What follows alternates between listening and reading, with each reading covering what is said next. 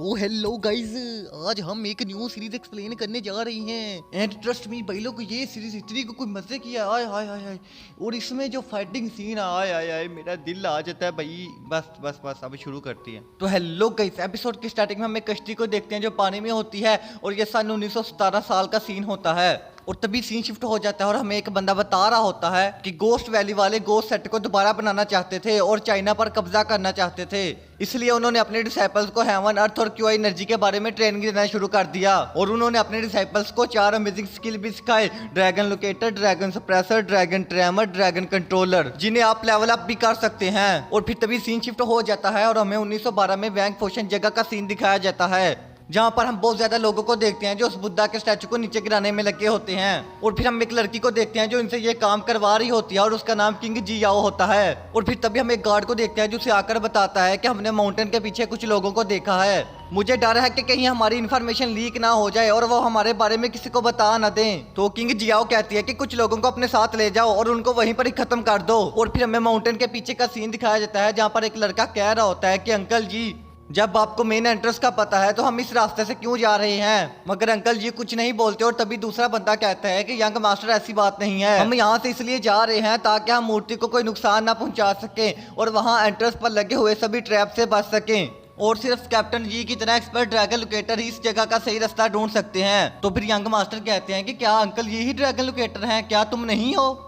तो ये बात सुनकर वो बंदा थोड़ा शर्मिंदा हो जाता है और कहता है कि यंग मास्टर आप कैसी बातें कर रहे हैं, अंकल जी कहाँ मैं और मैं कहाँ, मैं तो उनकी जुत्ती के बराबर भी नहीं हूँ। और क्या आपको पता है कि हमारी जैंग फैमिली के जो क्लैन लीडर हैं वो भी बहुत ही ज्यादा पावरफुल हैं और उनका भी कोई मुकाबला नहीं है। तो फिर यंग मास्टर कहता है कि क्या मेरे बड़े अंकल भी ड्रैगन लोकेटर हैं? और फिर हमें यंग मास्टर का नाम पता चलता है, इनका नाम जैंग टैंकी होता है, मगर हम इसको टैंकी बुलाएंगे और ये बंदा ही हमारी सीरीज का मेन कैरेक्टर है। तो फिर अंकल जी कहते हैं कि clan leader advance dragon suppressor level पर हैं, इसलिए तो हमारी फैमिली वर्ल्ड की नंबर 1 फैमिली में से एक है। और फिर अंकल जी बात करते करते रुक जाते हैं और वो अपने लोकेटर को निकाल कर आगे का रास्ता पता लगाने लग जाते हैं। और फिर वो अपने लोकेटर की पावर का यूज करते हैं जिसकी वजह से आसपास एक शील्ड बन जाती है। और तभी उन्हें गुफा की लोकेशन का पता लग जाता है, तो वो अपनी पावर से उस जगह पर मार्क करते हैं और कहते हैं कि इस जगह पर एक सुरंग है। और फिर वो अपने दोनों गार्ड को इशारा करते हैं कि रेडी हो जाओ, अब तुम्हारी बारी है। तो फिर हम एक गार्ड को देखते हैं जो उड़कर अपने स्पीड से उस जगह पर मार्क लगाता है। और फिर दूसरा बंदा अपने वेपन को उस मार्क वाली जगह के अंदर घुसा देता है। और फिर वो जब अपने वेपन को खींचता है तो सारे पत्थर टूट जाते हैं और गुफा का रास्ता ओपन हो जाता है।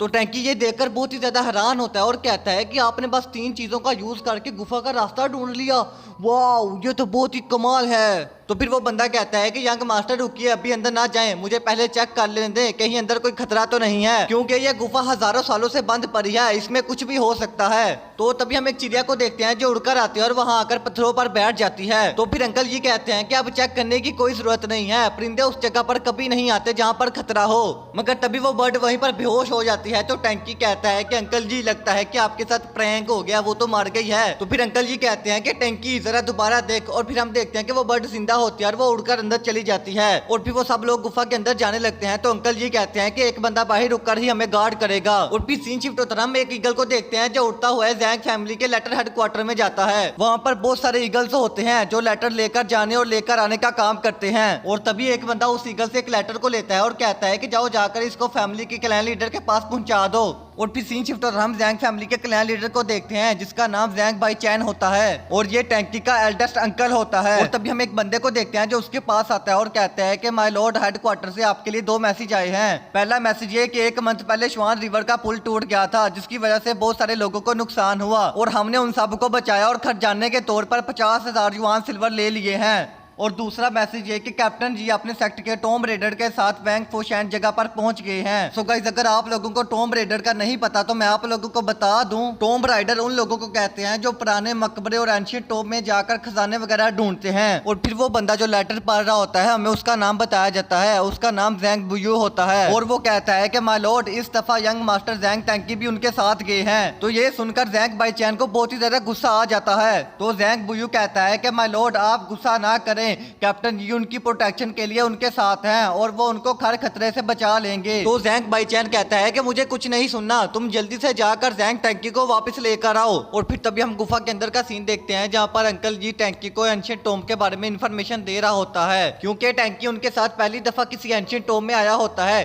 तो अंकल जी उसे बताते हैं कि एंशिएंट टॉम्ब 3 तरह के होते हैं, हेवन, अर्थ और पीपल। और ये टॉम्ब अर्थ स्लैटर टॉम्ब है, मगर मुझे इसमें कुछ अजीब नहीं लग रहा क्योंकि अर्थ और हेवन टॉम्ब बहुत ही ज्यादा खतरनाक और डेंजरस होते हैं। तो फिर वो बंदा कहता है कि यंग मास्टर, क्या आपको पता है कि मुझे 10 साल हो गए ये काम करते हुए, मगर मैं पहली दफा किसी अर्थ स्लैटर टॉम्ब में आया हूँ। तो टैंकी कहता है कि क्या तुम डर रहे हो? अबे डर मत, मैं तेरे साथ हूँ। ये देख मेरे पास क्या है, काले कुत्ते का काला खून। और ये देख इसमें छोटे बच्चे का सूसू है। और ये देख ये काले गधे का पैर है। इनसे इवल स्पिरिट आपसे दूर रहेंगी, वो आपके पास तक नहीं आएंगी। तो वो बंदा कहता है कि यंग मास्टर आप बिना बड़े मजाकिया हैं, क्या आपने ये सारी चीजें सिटी के बाहर चोर बाजार से खरीदी हैं? वो तो धोखेबाज होते हैं, वो टॉम्ब राइडर नहीं होते। उनका तो काम होता है कि लोगों को उल्लू बनाकर बस अपनी चीजें बेचना। लगता है कि टैंकी के साथ प्रैंक हो गया। तो टैंकी कहता है कि उनमें क्या डिफरेंस है, वो भी चोर हैं, हम भी चोर हैं। तो ये बात सुनकर अंकल जी को बहुत ही ज्यादा गुस्सा आ जाता है। तो वो कहते हैं कि टैंकी तुम्हारी हिम्मत कैसे हुई ऐसा कहने की? हमारी आग और पानी की दुश्मनी है, तुम हमको उनके साथ कैसे कंपेयर कर सकते हो? हमारी जैंग फैमिली 100 सालों से एल्डर के बताए हुए रूल्स पर काम कर रही है। तो टैंकी कहता है कि हाँ हाँ पता है आपके रूल के बारे में और आपके बारे में। जब आप टॉम्ब के अंदर एंटर होते हो तो आप अपने साथ सिर्फ एक ही चीज लेकर जा सकते हो, और वो भी ऐसी चीज जो गरीबों की मदद करती हो। उसके अलावा आप अपने साथ कुछ भी नहीं लेके जा सकते। कैसे घटिया रूल हैं। इनकी वजह से तो हमारी जैंग फैमिली गरीब होती जा रही है। क्या आप मेरे कपड़े देख रहे हैं? क्या ये यंग मास्टर के कपड़े हैं? क्या मैं आपको कहीं से भी यंग मास्टर लगता हूँ? तो फिर अंकल जी कहते हैं कि छोड़ो, तुम्हारे साथ तो बात करना ही फजूल है। और फिर कैप्टन जी जब एक दरवाजे के पास जाते हैं तो वो कहते हैं ये तो फ्लावर लोटस डोर है। और फिर वो जब उस पर हाथ रखते हैं तो उन्हें उसके बारे में सारी इन्फॉर्मेशन मिल जाती है कि ये कैसे ओपन होगा। और फिर वो जब दरवाजे को ओपन करने लगते हैं तो तभी एक पिन निकलकर उनको लगने वाली होती है, मगर वो उस पिन को पकड़ लेते हैं और दूर फेंक देते हैं और कहते हैं कि ये बच्चों वाली ट्रिक्स कौन यूज करता है। और तभी वो उस दरवाजे पर हाथ रखते हैं तो वो दरवाजा ओपन हो जाता है। और वो टैंकी को समझाते हैं कि अभी तुम टॉम्ब पे एंटर करने जा रहे हो, कोई भी पुट्ठी सीधी हरकत ना करना। और तभी वो तीनों टॉम्ब के अंदर एंटर हो जाते हैं। तो टैंकी कहता है यहाँ तो चाइनीज कल्चर का खजाना पड़ा हुआ है, मगर क्या फायदा, इस पर तो मिट्टी जम गई हुई है। और तभी टैंकी टॉम्ब के अंदर बांदरों की तरह उछल उछल कर भागने लग जाता है और तभी उसका प्यार एक ट्रैप के ऊपर जाता है। और इस बात का एहसास कैप्टन जी को हो जाता है। तो वो कहता है कि टैंकी अपनी जगह से हिलना मत, मगर टैंकी अपनी जगह से हिल जाता है, जिसकी वजह से ट्रैप के अंदर से एक बम बाहर आ जाता है, मगर कैप्टन जी उसको लात मारकर दूर काट देते हैं और टैंकी को बचा लेते हैं। और फिर कैप्टन जी टैंकी को कहते हैं कि मैंने तुम्हें बांदरों की तरह उछलने से मना किया था ना, तुम्हें पता भी है टॉम्ब राइडर की जॉब कितनी ज्यादा मुश्किल है, यहाँ तुम्हें हर कदम पर खतरा मिल सकता है। तो टैंकी कहता है कि अगर आप मुझे रोज अपने साथ लाएंगे तो मुझे एक्सपीरियंस हो जाएगा, फिर मैं ऐसी गलती कभी नहीं करूंगा। और फिर तभी हम देखते हैं कि उनके चारों तरफ आग लग जाती है। तो कैप्टन जी कहते हैं कि सब साथ ही रहना, कुछ भी हो सकता है। और फिर हम देखते हैं कि टॉम्ब के अंदर लगे सभी ट्रैप्स ओपन हो जाते हैं, जिसकी वजह से वो बार बार कभी इधर तो कभी उधर कूद रहे होते हैं। और फिर हम टैंकी को देखते हैं जो एक जगह बैलेंस नहीं कर पाता और वो गड्ढे के अंदर नीचे गिरने वाला होता है, मगर वो बंदा उसको अपनी जान पर खेलकर बचा लेता है और वो खुद गड्ढे के अंदर लटक जाता है। और फिर हम गड्ढे के अंदर देखते हैं जहाँ पर चमकते जहरीले स्पाइडर होते हैं। तो वो बंदा कहता है कि कैप्टन अपने लगने वाले हैं। और तभी वो स्पाइडर्स बाहर के ऊपर चढ़ना शुरू कर देते हैं। तो वो बंदा भी ऊपर आ जाता है और कहता है कि अपुन का नाम लेजर है, देखा मौत को छूकर टक से वापिस आ सकता हूँ। और फिर हम टैंकी को देखते हैं जो ऊपर आने वाले सभी स्पाइडर को अपने काले गड्ढे के पैर से मारी जा रहा होता है। तो फिर लेजर भी अपने स्पेयर से उन स्पाइडर को जान से मार रहा होता है। तो फिर कैप्टन जी कहते हैं ध्यान रहे कि ये स्पाइडर तुम लोगों को टच ना कर पाए, वरना ये कुछ सेकंड में ही तुम्हें जान से मार देगा। और कैप्टन के कहने के ही देर थी कि एक स्पाइडर लेजर के मुंह में घुस जाता है। तो वो कहता है कि कैप्टन मुझे बचाओ, मैं मरना नहीं चाहता, मेरी तो अभी शादी भी नहीं हुई। तो फिर कैप्टन जल्दी से एक चाकू निकालकर उसकी तीसरी टांग पर मारते हैं और वो कीड़ा बाहर निकल आता है। भाई क्या फायदा अब उसके जिंदा रहने का, अब तो वो बेचारा नामर्द हो गया, इससे अच्छा तो वो मर ही जाता, अब तो वो बेचारा शादी भी नहीं कर सकता। तो फिर कैप्टन ये अपने लोकेटर का यूज करते हैं और आसपास के सभी स्पाइडर को जान से मार देते हैं, मगर तभी और ज्यादा स्पाइडर वहां पर आने लग जाते हैं। तो कैप्टन जी टैंकी को धक्का मारकर मूर्ति के ऊपर चढ़ा देते हैं और फिर वो अपने लोकेटर का यूज करते हुए जमीन पर एक जोरदार पंच मारते हैं, जिसकी वजह से वहां पर बहुत ही बड़ा ब्लास्ट होता है और वो सभी स्पाइडर मार जाते हैं। मगर तभी हम मूर्ति को देखते हैं जिसके ऊपर टैंकी होता है, वो नीचे जाने लगती है। तो टैंकी कहता है कि अंकल मुझे बचाओ अंकल। तो हेलो गाइस, एपिसोड की स्टार्टिंग में हमें टेंकी को देखते हैं जो एक मूर्ति के ऊपर बैठा होता है और तभी वो मूर्ति नीचे गिर जाती है और तभी टेंकी एक अंडरग्राउंड जगह पर पहुंच जाता है जहां पर वो अपने सामने सोने की एक बहुत बड़ी मूर्ति देखता है और उसे देखकर बहुत ही ज्यादा हैरान हो जाता है और कहता है अब तो अपन माला माल हो गया, अब तो अपन चांद पर ही रहेगा। मगर तभी हम देखते हैं कि एक जहरीली मकड़ी उसके सामने आ जाती है तो टेंकी उसे वही बच्चे की सूसू वाली बोतल दिखाकर डराने लग जाता है और कहता है कि हुश हुश मेरे पास ना आई। नहीं यार, मतलब ये चल क्या रहा है? कुछ भी। मगर वो मकड़ी बाज नहीं आती और टेंकी के ऊपर चढ़ जाती है तो टेंकी उसे डरता डरता पीछे गिर जाता है और तभी उसका हाथ एक बटन पर क्लिक हो जाता है और तभी हम देखते हैं कि वो स्टैचू अपना हाथ खोलता है और उसके अंदर से एक चीज नीचे गिरती है तो भी टेंकी जल्दी से जाकर उस चीज को उठा लेता है और कहता है कि ये क्या है, लग तो बड़े काम की रही है, चलो कोई नहीं अपने पास रख लेता हूँ। और तभी लेजर और कैप्टन ये भी वहाँ पर आ जाते हैं तो लेजर कहता है कि यंग मास्टर क्या आप ठीक हैं? तो टेंकी कहता है कि हाँ मैं ठीक हूँ और तभी वो उस चीज को छुपा लेता है और फिर वो लेजर से कहता है कि तुम बताओ तुम्हारी तीसरी टांग कहाँ पर है, वो नजर क्यों नहीं आ रही? तो लेजर कहता है कि यंग मास्टर आप बस भी करे, कैसी बातें कर रहे हैं आप? और फिर अंकल ये बताते हैं कि लेजेंड के हिसाब से इस जगह को ली चुनफेंग ने बनाया था और उसने इस जगह पर बहुत सारा खजाना छुपाया था ताकि चोर उसको लूट ना सके। और ये जो ट्रैप तुमने अभी देखे ये भी ली चुनफेंग ने ही बनाए थे क्योंकि वो ट्रैप बनाने में बचपन से ही एक्सपर्ट था। और फिर वो लेजर से कहता है कि पहले चेक करो यहाँ से बाहर निकलने का कोई रास्ता है या नहीं। तो फिर लेजर जब चेक करता है तो वो कहता है कि मुझे तो बस यहाँ जमीन पर होल्स ही होल्स नजर आ रहे हैं। तो फिर कैप्टन जी कहते हैं कि जो भी है संभल कर रहो, मुझे यहाँ पर कुछ भी ठीक नहीं लग रहा, मुझे कहीं से पानी की आवाज आ रही है। और तभी हम एक कतरे को देखते हैं जो ऊपर से नीचे आ रहा होता है और तभी वो अंकल जी के कपड़ों पर गिरता है तो अंकल जी के कपड़ों में होल हो जाता है और फिर वो जल्दी से उन दोनों को बताते हैं कि ऊपर से गिरने वाले कतरों से बचना, ये एक पॉइजन गैस है, अगर ये तुम पर गिरी तो तुम्हारे अंदर होल हो जाएगा। और तभी हम ऊपर से एक लट्टू को आता हुआ देखते हैं जो आकर टैंकी को लगने वाला होता है मगर टैंकी उससे बच जाता है और तभी बहुत ज्यादा तादाद में वहां पर लट्टू आने लग जाते हैं तो कैप्टन जी उनसे फाइट करने लग जाते हैं और कहते हैं कि ध्यान रहे ये लट्टू तुम्हें टच ना होने पाए, इन पे पॉइजन लगा हुआ है। मगर तभी हम देखते हैं कि वो सारे लट्टू आपस में मिल जाते हैं और पॉइजन की बरसात करने लग जाते हैं मगर लूजर टैंकी को बचा रहा होता है तो फिर वो सारे लट्टू आपस में एक ट्विस्टर बनाकर उन पर अटैक करने के लिए आते हैं मगर तभी कैप्टन जी अपने लोकेटर की मदद से उस ट्विस्टर को रोक लेते हैं और उन दोनों को बचा लेते हैं।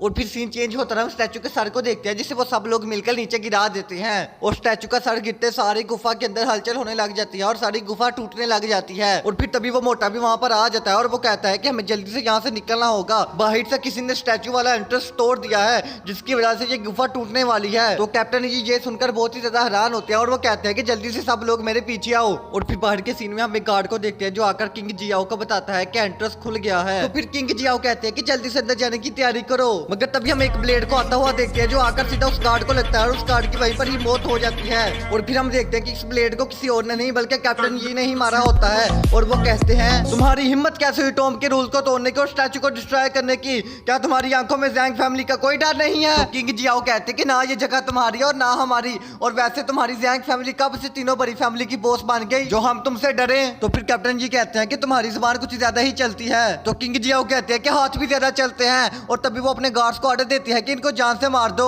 तो फिर कैप्टन ये अपनी पावर का इस्तेमाल करते हैं और एक ही बार में उनको नीचे गिराकर मार देते हैं। और फिर हम मोटे और लेजर को देखते हैं जो किंग जियो पर अटैक करने के लिए आते हैं मगर किंग जियो अपने एक हाथ की पावर से उनको दूर गिरा देती है और उड़कर एक ही ठुड्डा मारती है जिसकी वजह से वो दूर एक खंबे में जाकर गिरते हैं और कहती है कि अच्छा कोई और है जिसने मार खानी है। तो फिर कैप्टन ये कहते हैं कि टंकी तुम इधर ही रुको जरा, मैं इसको अपनी पावर का नमूना दिखा कर आया। और फिर वो दोनों अपनी अपनी पावर से एक दूसरे पर अटैक करते हैं जिसकी वजह से एक बहुत ही बड़ा ब्लास्ट होता है और कैप्टन जी पीछे जाकर गिरते हैं और कहते हैं तुम तो ड्रैगन सप्रेसर लेवल पर हो। तो किंग जियाओ कहती है वही तो मैं कह रही थी कि तुम जैसे छोटे ड्रैगन लोकेटर की क्या औकात के मेरा सामना कर सको। और फिर हम देखते हैं कि उन दोनों की आपस में कॉम्बैक्ट फाइट स्टार्ट हो जाती है जहां पर अंकल जी सिर्फ उसके अटैक को डॉज ही कर रहे होते हैं और वो बहुत मुश्किल से उसके अटैक से बच रहे होते हैं। तो फिर किंग जियाओ उनको एक लात मारती है जिसकी वजह से वो भी दूर जाकर गिरते हैं और फिर वो जब दोबारा उस पर अपना फाइनल अटैक करने के लिए आते हैं तो लेजर उसके अटैक को डॉज कर लेता है और फिर वो तीनों एक बैटल फॉर्मेशन बनाते हैं और किंग जियाओ को घेर लेते हैं और फिर वो तीनों मिलकर किंग जियाओ पर अटैक करते हैं, मगर किंग जिया उन तीनों के अटैक को डोज कर रही होती है,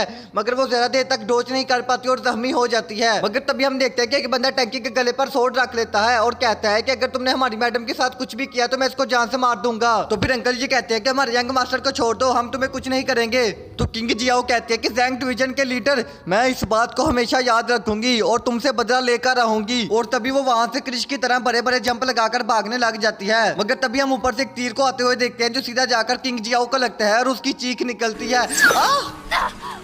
तो किंग जियाओ की आवाज सुनकर वो बंदा टैंकी को जान से मारने लगता है, मगर तभी हम एक लड़की को देखते हैं जो ऊपर से आती है और वो उस तीर कमान से एक ही बार में उस बंदे का गला काट देती है। और फिर वो टैंकी को कहते हैं कि क्या तुम ठीक हो, तुम्हें कुछ हुआ तो नहीं है। तो टैंकी कहता है कि सिस्टर कुइशुई आप यहाँ पर कैसे। तो फिर कुइशुई कहते हैं कि आउटसाइडर ने टॉम्स के रूल्स को तोड़ा इसलिए वो मार के। लेकिन जैंग डिवीजन के लीडर कैप्टन जी तुम्हारा क्या, तुमने भी तो रूल तोड़े हैं। तो कैप्टन जी कहते हैं कि आपको टेंशन लेने की कोई जरूरत नहीं है, इस बात का फैसला क्लैन लीडर करेंगे। तो कुइशुई कहते हैं कि ठीक है, फिर मैं दुआ करूंगी कि तुम्हें कोई दर्दनाक सजा ना मिले। और फिर वो वहां से जाने लगती है, मगर जाते जाते टैंकी को एक लेटर दे जाती है। तो फिर टैंकी जब उस लेटर को पढ़ता है तो वो कहता है कि ठीक है मैं भी चलता हूँ अब यहाँ से। तो फिर लेजर कहता है कि कैप्टन जी अब हम क्या करें। तो कैप्टन जी कहते हैं कि इस जगह के बारे में किसी को पता नहीं चलना चाहिए, हमने जो गुफा का रास्ता ढूंढा उसे सील कर दो और अब हमें क्लैन लीडर के फैसले का इंतजार करना होगा, उसके बाद ही हम अब कुछ कर सकते हैं। और तभी सीन शिफ्ट हो जाता है और हम दूसरी तरफ किंग जियाओ को देखते हैं जो अपने घर पर आती है और कहते हैं कि फादर मैं फेल हो गई। तो फिर उसके फादर उसको कोड़े मारने लग जाते हैं और कहते हैं कि तुम्हारी हिम्मत कैसे हुई हाल ही हाथ वापस आने की, तुम्हें पता है ना तुम्हारा ये फेलियर यंग मास्टर के प्लान में रुकावट डाल सकता है। तो किंग जियाओ कहते हैं कि यस फादर मैं अपनी गलती मानती हूँ। तो फिर उसके फादर उससे कहते हैं कि तुम्हारे पिछले कामों को देखकर मैं तुम्हें इस दफा माफ कर रहा हूँ, अब जाओ जाकर यंग मास्टर को प्रोटेक्ट करो, वो किसी बिजनेस ट्रिप पर गए हुए हैं। तो फिर किंग जियाओ कहते हैं कि फादर मैं वादा करती हूँ कि इस दफा कोई गलती नहीं होगी। भाई लोग ये बाप है या दलाल अपनी ही बेटी को इतने बुरे तरीके से मारी जा रहा है। और फिर हमें इसकी शक्ल दिखाई जाती है, तो मैं इसकी शक्ल पर एक ही बात बोलूंगा, साले का खोपड़ी तोड़। तो हेलो गाइज, आज हम एक्सप्लेन करने जा रही हैं एपिसोड 3 को। तो एपिसोड की स्टार्टिंग में हम जैंग फैमिली के लीडर और हान फैमिली के लीडर हान दिन को आपस में बात करता हुआ देखते हैं, जहां हान दिन कह रहा होता है कि बिग ब्रदर आपकी सपोर्ट की वजह से तो मैं आज इस मुकाम पर पहुंचा हूं और आपकी ही वजह से मेरा क्वेश्चन हाउस वर्ल्ड के नंबर 1 हाउस में जाना जाता है। तो जैंग बाई चैन कहता है कि इसमें शुक्रिया की कोई बात नहीं है, हम मिलकर इस सिटी को और ज्यादा खुशहाल और बेहतर बनाएंगे। और फिर हम क्वेश्चन हाउस का सीन देखते हैं जहाँ पर बहुत सारे VIP गेस्ट और मेहमान आ रहे होते हैं। और तभी हम वहाँ पर 2 सर्वेंट को आपस में बात करता हुआ देखते हैं जो एक दूसरे को कह रहे होती हैं, क्या तुम्हें पता है 3 बड़ी फैमिली हान जैन गाओ इस क्यूशन हाउस में 5 साल बाद दोबारा इकट्ठी होने वाली हैं। और फिर हम जैंग बाइचन और हान जिंग को देखते हैं जो आने वाले सभी गेस्ट का वेलकम कर रहे होते हैं। और फिर हम देखते हैं कि वहाँ पर एक्स गैंग के लीडर यू वेंजिन और जापानीज कंट्री के जनरल वुटेंग भी आए होते हैं। और फिर सीन शिफ्ट हो जाता है, हम टैंकी को देखते हैं जो अपने दोस्त के साथ होता है और वो कहता है कि फट्टू क्या तुम्हें पता है कि टॉम राइडिंग कितनी ज्यादा मुश्किल होती है। दरअसल दोस्तों उसके दोस्त का नाम फूचवान होता है, लेकिन टैंकी उसको फट्टू कहता है क्योंकि वो बहुत ही ज्यादा डरपोक होता है। तो फिर टैंकी कहता है कि फट्टू सिर्फ तेरे कहने पे आज मैं क्यूशन हाउस जा रहा हूँ, अगर मुझे वहाँ पर कुछ इंटरेस्टिंग देखने को ना मिला तो मैं तुझे ऐसी जगह पर मारूंगा कि तू कभी बाप नहीं बन सकेगा। तो फिर फट्टू कहता है कि नहीं नहीं भाई तू टेंशन ना ले, इस दफा तुझे वाकई कुछ इंटरेस्टिंग देखने को मिलेगा। तो टैंकी कहता है कि मुझे तेरा बचपन से पता है, तूने मुझे आज तक कोई इंटरेस्टिंग चीज दिखाई नहीं है और ना देखने को मिलेगी। तो फट्टू कहता है कि अच्छा तो ये बात है, और फिर वो अपनी जेब से उसको एक पिल निकाल के दिखाता है। तो टैंकी कहता है कि अब ये क्या है, ये कितनी चमक रही है। तो फट्टू कहता है कि ये वाटर एनर्जी पिल है जिस पर 2 पैटर्न बने हुए हैं। और फिर वो दोनों क्वेश्चन हाउस के पास पहुंच जाते हैं। तो फट्टू कहता है कि भाई जल्दी जल्दी पीछे छुप जा, हम पहुंच गए हैं। तो फिर हम एक सर्वेंट को देखते हैं जो फट्टू का वेलकम करता है और कहता है कि यंग मास्टर आपने जो हमें बिजनेस बताया था उससे हमें बहुत ही ज्यादा प्रॉफिट हो रहा है। तो फट्टू कहता है कि ध्यान रहे मेरे बाप को इसके बारे में पता नहीं चलना चाहिए। तो फिर टैंकी कहता है कि फट्टू तुझे अपनी पड़ गया, जल्दी देख कहीं यहाँ पर मेरे बड़े अंकल तो नहीं है, अगर उन्होंने मुझे देख लिया ना तो मेरी चमड़ी उधेड़ देंगे। तो फट्टू कहता है कि भाई तू टेंशन ना ले, तू आज नहीं मरेगा, आज के दिन का मैंने सारा इंतजाम कर दिया हुआ है। और फिर तभी दूसरी तरफ हम एक छोटी बच्ची को देखते हैं जो कहती है कि पापा पापा मुझे वो फिश लेनी है, मगर उसके पापा कहते हैं कि वो बहुत ही ज्यादा महंगी है, हम उसको नहीं ले सकते। तो ये बात सुनकर वो बच्ची बहुत ही जोर से रोने लग जाती है कि मुझे नहीं पता, मुझे वो फिश चाहिए, मुझे नहीं पता। तो फिर टैंकी उस सर्वेंट के हाथ से उस फिश को लेकर जाकर उस छोटी बच्ची को दे देता है और कहता है कि अब ये तुम्हारी है, जाओ जाकर खेलो। और फिर वो वापस आकर फट्टू से पूछता है कि अब बता अंदर जाने का क्या प्लान है। फट्टू कहता है कि प्लान कुछ ऐसा है कि मैं तुझे प्रैक्टिकल करके दिखाता हूँ। और तभी हम एक सर्वेंट को देखते हैं जो टैंकी के ऊपर बोरी डाल देता है और उसको बांध देता है। तो टैंकी कहता है कि फट्टू तेरी माँ की आंख ये क्या कर रहा है मेरे साथ। तो फट्टू कहता है कि भाई चुप हो जा, अगर तेरे बड़े अंकल ने तेरी आवाज सुन ली ना तो फिर तो तू पक्का गया। टेंशन ना ले, तेरा भाई तुझे कंधे पे उठा के अंदर ले जाएगा, किसी को भी तेरे बारे में पता नहीं चलेगा। और फिर अंदर के सीन में हम जैंग बाई चैन को देखते हैं जो हादिन को कह रहा होता है कि क्या सारे मेहमान आ गए हैं। तो हादिन कहता है कि सब लोग आ गए हैं और मैंने उनके लिए वीआईपी रूम्स भी अरेंज करवा दिए हैं। और वो कहता है कि बिग ब्रदर क्या आपको लगता है कि हमें सच में उस इंपीरियल जेट को क्यूशन में दिखाना चाहिए? आपको भी पता है कि वो जेट किंग कंट्री का है, अगर हमने उसको दिखा दिया तो कहीं फड्डे ना हो जाएं। जैंग बाई चैन कहता है कि बस तुम टेंशन ना लो, मैंने उसका पहले से ही बंदोबस्त कर दिया हुआ है। और फिर हम फट्टू को देखते हैं जो अपने सामने जैंग बाई चैन को आता हुआ देखता है तो वो टैंकी को नीचे फेंक देता है और तभी वहां पर प्रैक्टिस करना शुरू कर देता है। और फिर जैंग बाई चैन जब उसके पास आता है तो वो कहता है कि हादिन तुम्हारा बेटा लगता है कि बहुत ही ज्यादा मेहनत कर रहा है। तो हादिन कहता है कि बिग ब्रदर क्यों मजाक कर रहे हैं, मेरा बेटा आपके टैंकी के मुकाबले में भी बहुत ही ज्यादा छोटा है। तो जैंग बाई चैन कहता है कि टैंकी अभी सिर्फ पढ़ लिख सकता है, कल्टीवेशन उसके बस की बात नहीं है। और फिर हादिन कहता है कि फुशैन जल्दी से मेरे साथ चलो, मेयर आए हैं, हमें उनको ग्रीट करना है। और फिर हम टेंकी को देखते हैं जो उठता है और खुद उछल कूद करके आगे भागने लग जाता है और तभी वो एक कमरे में जाकर गिरता है। और फिर वो जब बॉडी से बाहर निकलता है तो कहता है कि इस फट्टू ने तो मुझे आज मरवा ही दिया था। तभी हम एक गार्ड को देखते हैं जो उसके सामने ही खड़ा होता है और वो उस पर अटैक कर देता है। तो फिर टेंकी ऐसे वैसे जैसे तैसे करके उसके अटैक से बच जाता है, मगर फिर भी वो बंदा अपनी तलवार की नोक पर उसकी गर्दन को रख लेता है और कहता है कि कौन हो तुम और हमारे यंग मास्टर के रूम में बिना पूछे कैसे आ गए। मगर तभी हम फट्टू को देखते हैं जो वहां पर आ जाता है और कहता है कि इजी मैन इजी, ये मेरे साथ है, मेरा नाम फूचन है और मैं हादिन का बेटा हूँ। भाई तारीफ तो ऐसे करवा रहा है जैसे तू बिल गेट का बेटा और तेरे कहने पे उन्होंने छोड़ देना उसे। और फिर वो कहता है मैं आपसे माफी मांगता हूँ कि आप मेरे दोस्त को माफ कर दें, ये बेचारा गलती से आपके कमरे में आ गया। और तभी हम एक सर्वेंट को देखते हैं जो वहां पर आ जाता है तो फट्टू सारी गलती उस पर डाल देता है, ये सब तुम्हारी गलती है, बताओ इनको, एक्सप्लेन करो सब कुछ इनको। तो फिर वो सर्वेंट कहता है कि प्लीज जेंटलमैन मुझे माफ कर दें, ये मेरी ही गलती है, दरअसल मैं इस रूम को पहले यंग मास्टर के लिए तैयार कर रहा था लेकिन बाद में मुझे ऑर्डर मिला कि इस रूम को वीआईपी के लिए तैयार किया जाए। और इतनी ज्यादा हड़बड़ी में मैं यंग मास्टर को उनका रूम बताना भूल गया जिसकी वजह से वो आपके रूम को अपने रूम समझकर अंदर आ गए। तो फट्टू कहता है कि देखा ना सर आपने, ये बस एक छोटी सी मिसअंडरस्टैंडिंग हो गई थी, MUSDINT, मुझे उम्मीद है कि आप हमें छोड़ देंगे और जिंदा यहाँ से जाने देंगे। तो फिर उन बंदों का यंग मास्टर इशारा करता है कि छोड़ दो इन्हें, जाने दो।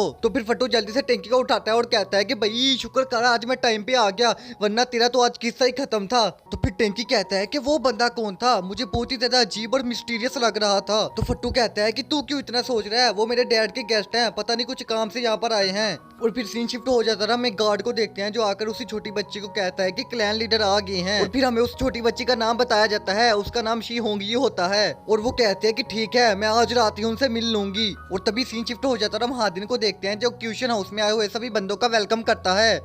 तो फिर सब लोग बातें करने लग जाते हैं कि आखिर ये गौ फैमिली क्यों नहीं आई। तो दूसरा बंदा कहता है कि शायद 5 साल पहले जो इंसिडेंट हुआ था उसकी वजह से गौ फैमिली नहीं आ रही। और फिर तभी हम एक ओल्ड मैन को देखते हैं जो सब लोगों का वेलकम करता है और उसका नाम हान ट्रेजर कीपर होता है। और फिर वो बताता है कि हमारा हान ट्रेजर एक्यूशन हर 5 साल बाद एक एक्यूशन रखता है जिसमें हम सभी बड़ी फैमिली, सीनियर्स और कॉमन लोगों को इन्वाइट करते हैं। और फिर हम हर 5 साल बाद रखे जाने वाले क्यूशन आइटम में 3 ऐसी चीजें दिखाते हैं जो बहुत ही ज्यादा रेयर होती हैं। और अब मैं आपको एक पहली आइटम दिखाने जा रहा हूँ जो एक पिल है। और ये कोई मामूली या कॉमन सी पिल नहीं है, ये एक फ्लेम एनर्जी पिल है जिस पर 4 पैटर्न बने हुए हैं और ये बहुत ही ज्यादा रेयर है। अगर कोई बंदा इसको खा ले तो एक लेवल बड़ा इजीली क्रॉस कर सकता है। और फिर हम देखते हैं कि उस पिल के अंदर से बहुत ही ज्यादा एनर्जी बाहर निकल रही होती है। तो टैंकी कहता है कि इसकी एनर्जी तो बहुत ही ज्यादा पावरफुल है। तो फिर फट्टू कहता है कि जरूर ये एक हाई ग्रेड कल्टीवेशन आइटम होगी, मुझे नहीं पता, मुझे ये चाहिए। तो टैंकी कहता है कि अबे तू क्यों रो रहा है, तेरे पास तो एक पिल पहले से ही है। तो फट्टू कहता है कि नहीं, मेरी पिल पर सिर्फ 2 पैटर्न है और उस पिल पर 4 पैटर्न है, मुझे नहीं पता, मुझे वो वाली पिल चाहिए। मगर हम जापानीज कंट्री के यूटों को देखते हैं जो कहता है कि मैं इस पिल को खरीदता हूँ, वो भी 30,000 सिल्वर युआन में। तो फिर एक्स गैंग का लीडर भी बोल पड़ता है कि मुझे भी ये पिल पसंद है, मैं इसके 40,000 सिल्वर युआन दूंगा। तो ये सुनकर यूटों को बहुत ही ज्यादा गुस्सा आ जाता है और वो कहता है कि तेरी माँ की, मैं इसके 50,000 सिल्वर युआन दूंगा। तो फिर एक्स गैंग के लीडर इस पर अटैक कर देते हैं, मगर हम एक क्वाइन को देखते हैं जो आकर यूटों को बचा लेता है और फिर वो दोनों एक दूसरे पर अटैक करने के लिए रेडी हो जाते हैं। तो फिर वो बुढ़ा आदमी कहता है कि क्या तुम दोनों को क्वेश्चन हाउस के रूल्स का नहीं पता? अगर तुम लोगों ने यहाँ पर अपने वेपन चलाना शुरू कर दिया तो मैं भी तुम लोगों पर दया मिया नहीं खाऊंगा, बल्कि सीधा काट डालूंगा। और फिर हमें पता लगता है कि उस क्वाइन से यूटोंग को बचाने वाला और कोई नहीं बल्कि यही ट्रेजर कीपर ओल्ड मैन होता है। और फिर वो कहता है कि अब मैं तुम लोगों को एक दूसरा आइटम दिखाने जा रहा हूँ जिसका नाम मून शैडो क्रिस्टल लैंप है। तो देवियों और सजनों, गौर से देखिए इस लैंप को। ये लैंप इंपीरियल किंग पैलेस का है जो कि मिंग डायनेस्टी में वाकया है। ये एम्परर युगलू का एक बेशकीमती खजाना है। और फिर हम देखते हैं कि उस लैंप के ऑन होते ही चारों तरफ सर्दी पड़ने लग जाती है और बर्फबारी होने लग जाती है। और फिर वो ट्रेजर कीपर बताता है कि लेजेंड का कहना है कि इस तरह के 4 लैंप हैं। एम्पर युगलू जब अपने बेडरूम में सोते थे तो वो अपने चारों कॉर्नर में इन लैंप को रख के सोते थे।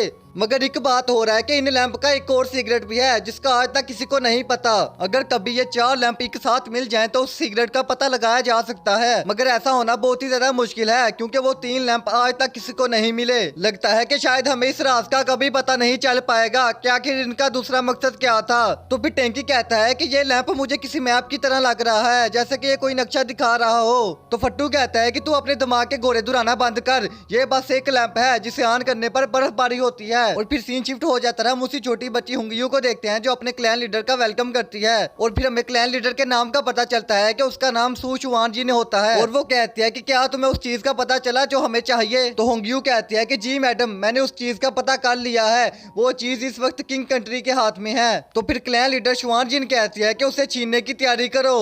तो हेलो गाइज, एपिसोड की स्टार्टिंग में हम उसी ओल्ड मैन ट्रेजर कीपर को देखते हैं और फिर वो इस ऑप्शन हाउस की तीसरी रेयर आइटम को दिखाता है जो कि एक इंपीरियल जेड सील होती है और कहता है कि ये बहुत ही ज्यादा प्रीशियस ट्रेजर है जो कि किंग कंट्री से बिलोंग करता है, मगर इस वक्त ये हान फैमिली के पास है। तो ये बात सुनकर उस मिस्टीरियस मैन को बहुत ही ज्यादा गुस्सा आ जाता है और तभी उसके साथ वाला सर्वेंट कहता है ये इंपीरियल जेट पर तो हमारी कंट्री का है, ये यहाँ पर क्या कर रहा है। और फिर वो ओल्ड मैन कहता है कि आज के लिए इतना ही था, खत्म, tata bye bye see you. आज के ऑप्शन है उसकी 3 चीजें आप लोगों को दिखा दी गई हैं। और फिर तभी वो मिस्टीरियस मैन बोल पड़ता है कि ये ऑप्शन अभी खत्म नहीं हुई, मेरे पास भी कुछ है। और तभी उसका सर्वेंट बोलता है कि हमारे यंग मास्टर के पास भी एक ट्रेजर है जो कि बहुत ही ज्यादा रेयर है, अगर ऑप्शन हाउस वाले हमें परमिशन दे तो हम भी अपने ट्रेजर को दिखाना चाहते हैं। तो फिर हम हांदिन को देखते हैं जिसे ना चाहते हुए भी उसकी बात को मानना पड़ता है क्योंकि वहां पर कंट्री के सभी लोग आए होते हैं। और फिर हम उस मिस्टीरियस मैन को देखते हैं जो अपने ट्रेजर को नीचे फेंक देता है, तो उसका गार्ड उसको पकड़ लेता है और फिर वो सब लोगों को उस बॉक्स को ओपन करके दिखाता है। तो उसके अंदर एक आइस ब्लॉक होता है जिसे देखकर वहां खड़े सभी लोग बहुत ही ज्यादा हैरान और शॉक हो जाते हैं क्योंकि इसका ऑरा इतना ज्यादा होता है कि वहां खड़े सभी लोगों को फील हो रहा होता है। और फिर वो मिस्टीरियस मैन उठता है और उनके सामने आता है। तो फिर जैंग बाईचैन कहता है कि आखिरकार तुम आ ही गए,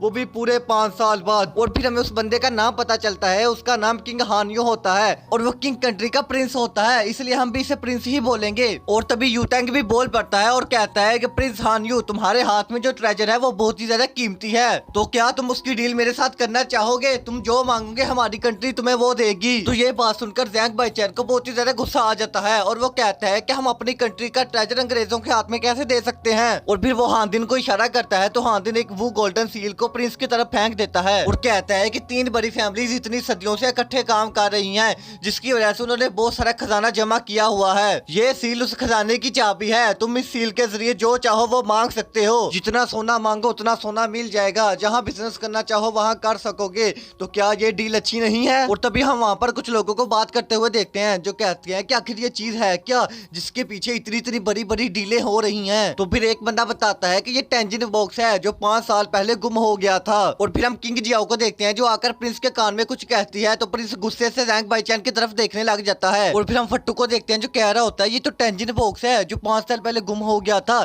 ये इसके हाथ में कैसे आ गया? तो फिर टेंकी कहता है कि फट्टू आखिर ये टेंजिन बॉक्स क्या है? तो फट्टू कहता है कि ये टॉम राइडिंग करने वालों के लिए बहुत ही ज्यादा प्रीशियस ट्रेजर है, ये बॉक्स हमें छुपे हुए एंशिएंट टॉम की लोकेशन बताता है। और रूमर्स कहते हैं ये बॉक्स आपको हेवन लेटर टॉम की लोकेशन भी बता सकता है जिसके अंदर बहुत ही ज्यादा प्रीशियस खजाना छुपा होता है। और इसका एक और सीक्रेट है जिसका आज तक किसी को नहीं पता चला, इसीलिए सब लोग इस बॉक्स के पीछे पागल हुए पड़े हैं। तो टेंकी कहता है कि झूठ बोलो, बार बार झूठ बोलो, अबे फट्टू क्यों मुझे झूठी बातें सुनाई जा रहा है? तो फट्टू कहता है कि छोटे लोग, छोटी सोच, लगता है तुम्हारे स्कूल वालों ने तुम्हें कुछ भी नहीं बताया, तुम मेरे ऑप्शन हाउस आ जाया करना, मैं तुम्हें मुफ्त में सब कुछ बता दूंगा। और फिर हांदिन कहता है कि लेडीज एंड जेंटलमैन, आज का ऑप्शन हाउस यहीं पर खत्म होता है, आप लोगों के आने का बहुत ही बहुत शुक्रिया, अब आप सब लोग जा सकते हैं। और फिर वो प्रिंस से कहता है कि क्या हम अकेले में कुछ बात कर सकते हैं? तो प्रिंस कहता है कि हाँ हाँ चलो, मुझे भी तुम लोगों से कुछ पुराना हिसाब लेना है। और फिर हम मीटिंग रूम का सीन देखते हैं जहाँ पर जैंग बाईचैन कह रहा होता है आज 5 साल बाद ये टेंजिन बॉक्स इसके हाथ कैसे लग गया, लगता है कि अब हमें बहुत ही ज्यादा मुश्किलात आने वाली हैं। तो हादिन कहता है कि बिग ब्रदर आप ठीक कह रहे हैं, मुझे भी लगता है कि ये प्रिंस टेंजिन बॉक्स को इतना आसानी से किसी को भी नहीं देगा। और फिर तभी प्रिंस हानियो भी वहाँ पर आ जाता है तो हादिन उसका वेलकम करता है। और तभी हम टेंकी और फट्टू को देखते हैं जो दरवाजे के बाहर कान लगाकर उनकी बातें सुन रहे होते हैं। और फिर प्रिंस कहता है कि अच्छा तो आप बताओ जेंटलमैन, आपको क्या काम है मुझसे। तो हानदिन कहता है कि प्रिंस हानयुन, मैं घुमा फिराकर बात नहीं करूंगा, मैं सीधा पॉइंट पर आता हूँ। आपको वो गोल्डन सी की वैल्यू का तो पता लग ही गया है, इसके अलावा आपको जो और चाहिए वो आप हमसे मांग सकते हैं। तो प्रिंस कहता है कि सोच लो, क्या मैं कुछ भी मांग सकता हूँ। तो हानदिन सोच में पड़ जाता है कि अब इस उम्र में मुझसे क्या मांगेगा ये। समझ रहे हो, समझ रहे हो आप, समझ रहे तो हो। फिर प्रिंस कहता है कि पैट्रिक हान डरिए मत, मैं इस उम्र से आपसे वो नहीं मांगूंगा, मुझे पता है कि आप नहीं दे पाएंगे, आप मुझे ये अपना ऑप्शन हाउस दे दें। तो हानदिन कहता है कि मैं माफी चाहता हूँ, मैं आपको ये नहीं दे सकता। तो प्रिंस कहता है कि हानदिन अभी तो तुमने कहा कि मैं जो तुमसे मांगू तुम दोगे और अब तुम मुकर रहे हो। तो हानदिन कहता है कि ऐसी बात नहीं है, ये ऑप्शन हाउस मेरे पूर्वजों का है और आपके पास तो पहले से इतने बड़े बड़े बिजनेस हैं, ये मेरा छोटा सा बिजनेस आपके किस काम का। तो प्रिंस कहता है कि अरे मुन्ना डर गया ना, मैं तो बस मजाक कर रहा था यार, आई एम जोकिंग। तुम पहले मुझे मेरी इंपीरियल जेड सील वापस करो, उसके बाद हम आगे की बात करेंगे। तो हानदिन कहता है कि मुझे पता है कि वो इंपीरियल जेड सील आपके कंट्री की प्रॉपर्टी है, मगर टॉम राइडिंग के रूल्स के लिहाज से अब वो सील जैंग फैमिली की है। तो फिर जैंग बाई चैन कहता है कि हमें ये आइटम टॉम राइडिंग के दौरान मिली थी, तुम इस आइटम को अपना कैसे कह सकते हो। तो तभी प्रिंस का सर्वेंट बोल पड़ता है कि बुड्ढे कमीने, तूने ये सील हमारे एम्परर की टॉम से चुराई है, तेरी हिम्मत कैसे हुई हमारे ग्रेट किंग एम्परर की टॉम को ओपन करने की। तो ये सुनकर जैंग बाई चैन को बहुत ही ज्यादा गुस्सा आ जाता है और वो अपनी पावर से उस सर्वेंट पर अटैक कर देता है, मगर प्रिंस अपनी पावर से उसके अटैक को डॉज कर लेता है और अपने सर्वेंट को बचा लेता है और कहता है कि जैंग बाई चैन तुम्हारी पावर अच्छी है, लेकिन 10-12 लुखे लोग को ठोक कर कोई बंदा डॉन नहीं बन जाता। तो फिर जैंग बाई चैन कहता है कि ए हादिन बता रहे इसको, सिर्फ 10-12 लुखे लोग को ठोक कर डॉन नहीं बनाओ, अपन ने जिन जिन को मारा है वो सब डॉन ही थे। तो हादिन कहता है कि आप दोनों गुस्सा ना करें, हम आराम से बात करते हैं, हम यहाँ पर बिजनेस की बात करने आए हैं ना कि जंग की। तो फिर प्रिंस कहता है कि हादिन लगता है कि आपको चीजों की बहुत ही ज्यादा नॉलेज है, तो फिर आपको इस बॉक्स के बारे में भी पता होगा, तो क्या आप मुझे बता सकते हैं कि ये बॉक्स क्या करता है, क्योंकि मुझे इसके बारे में कुछ भी नहीं पता और कुछ जाने बिना इसकी डील करना मुझे घाटे का सौदा पड़ सकता है। तो हादिन कहता है कि मैं आपको सब सच सच बताता हूँ, ये एक टेंजिन बॉक्स है जो कि 3 बड़ी फैमिली को बिलोंग करता है। आज से 5 साल पहले ये टेंजिन कन्वेंशन से गायब हो गया था और ये अब नजर आ रहा है। तो प्रिंस कहता है कि हादिन मुझे साफ साफ बताओ ये काम कैसे करता है, मैंने सुना है कि ये टॉम्स की लोकेशन बताता है। तो हादिन कहता है कि वो तो सारी अफवाहें हैं, ये काम कैसे करता है ये तो अभी 3 बड़ी फैमिलीज को भी नहीं पता। हाँ लेकिन लेजेंड का कहना है कि इसके अंदर एक चाइनीज ड्रैगन ब्लैक टेक्निक छुपी हुई है और इसको सिर्फ गोस्ट वैली के सेट का बंदा ही ओपन कर सकता है और कोई भी नहीं। और फिर हम रूम के बाहर का सीन देखते हैं जहाँ पर फट्टू कहता है कि टैंकी तुमने सुना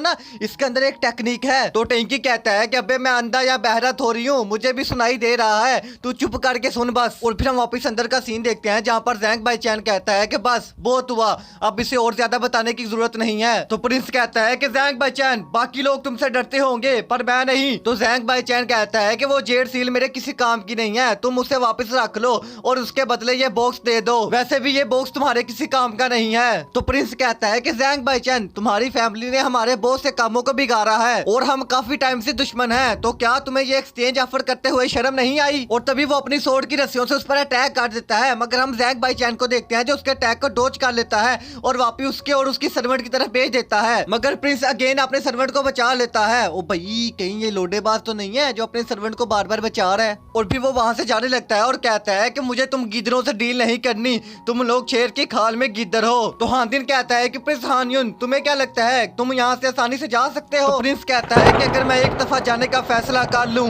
तो इस जमीन पर कोई भी माइका लाल मुझे रोक नहीं सकता। तो फिर जैंग बाई चैन कहता है कि जाने दो उसे और तभी वो उनकी गोल्डन सील भी उनको वापस करके चला जाता है। तो फिर हानदिन कहता है कि बिग ब्रदर आपने इसे ऐसे क्यों जाने दिया, ये लड़का कुछ ज्यादा ही उछल रहा है और मैंने इसे उस जापानीज जूटों के साथ भी बात करते हुए देखा है, कहीं ये ज्यादा पैसों के लालच में आके उस टेंजिन बॉक्स को किसी और के हाथ ना बेच दे। तो जैंग बाई चैन कहता है कि टेंजिन बॉक्स हमारे चाइनीज कल्चर की प्रॉपर्टी है, अगर इसने इसको किसी और को बेचा तो मैं इसको जमीन के अंदर जिंदा गाड़ दूंगा। तो फिर हानदिन कहता है कि बिग ब्रदर क्यों ना हम इसका पता साफ करवा दे। भाई कितना हरामी है ये, और मैं तो तेरे को शरीफ समझा था, तू को हरामी निकला रे हरामी। तो फिर जैंग बाई चैन कहता है कि तुमने जो करना था कर लिया, तुम इस मामले से अब दूर ही रहो, मैं इसे खुद ही देख लूंगा। और फिर बाहर के सीन में हम टैंकर फट्टू को देखते हैं जो वहाँ से भागने लगते हैं। तो जैंग बाई चैन उनको देख लेता है और कहता है कि टैंकी जो तुम बिना बताए वैंग फुशन चले गए उसके लिए मैंने तुम्हें तुम्हें सजा नहीं दी, इसलिए तुम कुछ ज्यादा ही फ्री होते जा रहे हो। तो टेंकी कहता है कि नहीं नहीं ऐसी बात नहीं है, मुझे लगा आप मुसीबत में होंगे तो मैं इसलिए यहाँ पर देखने चला आया।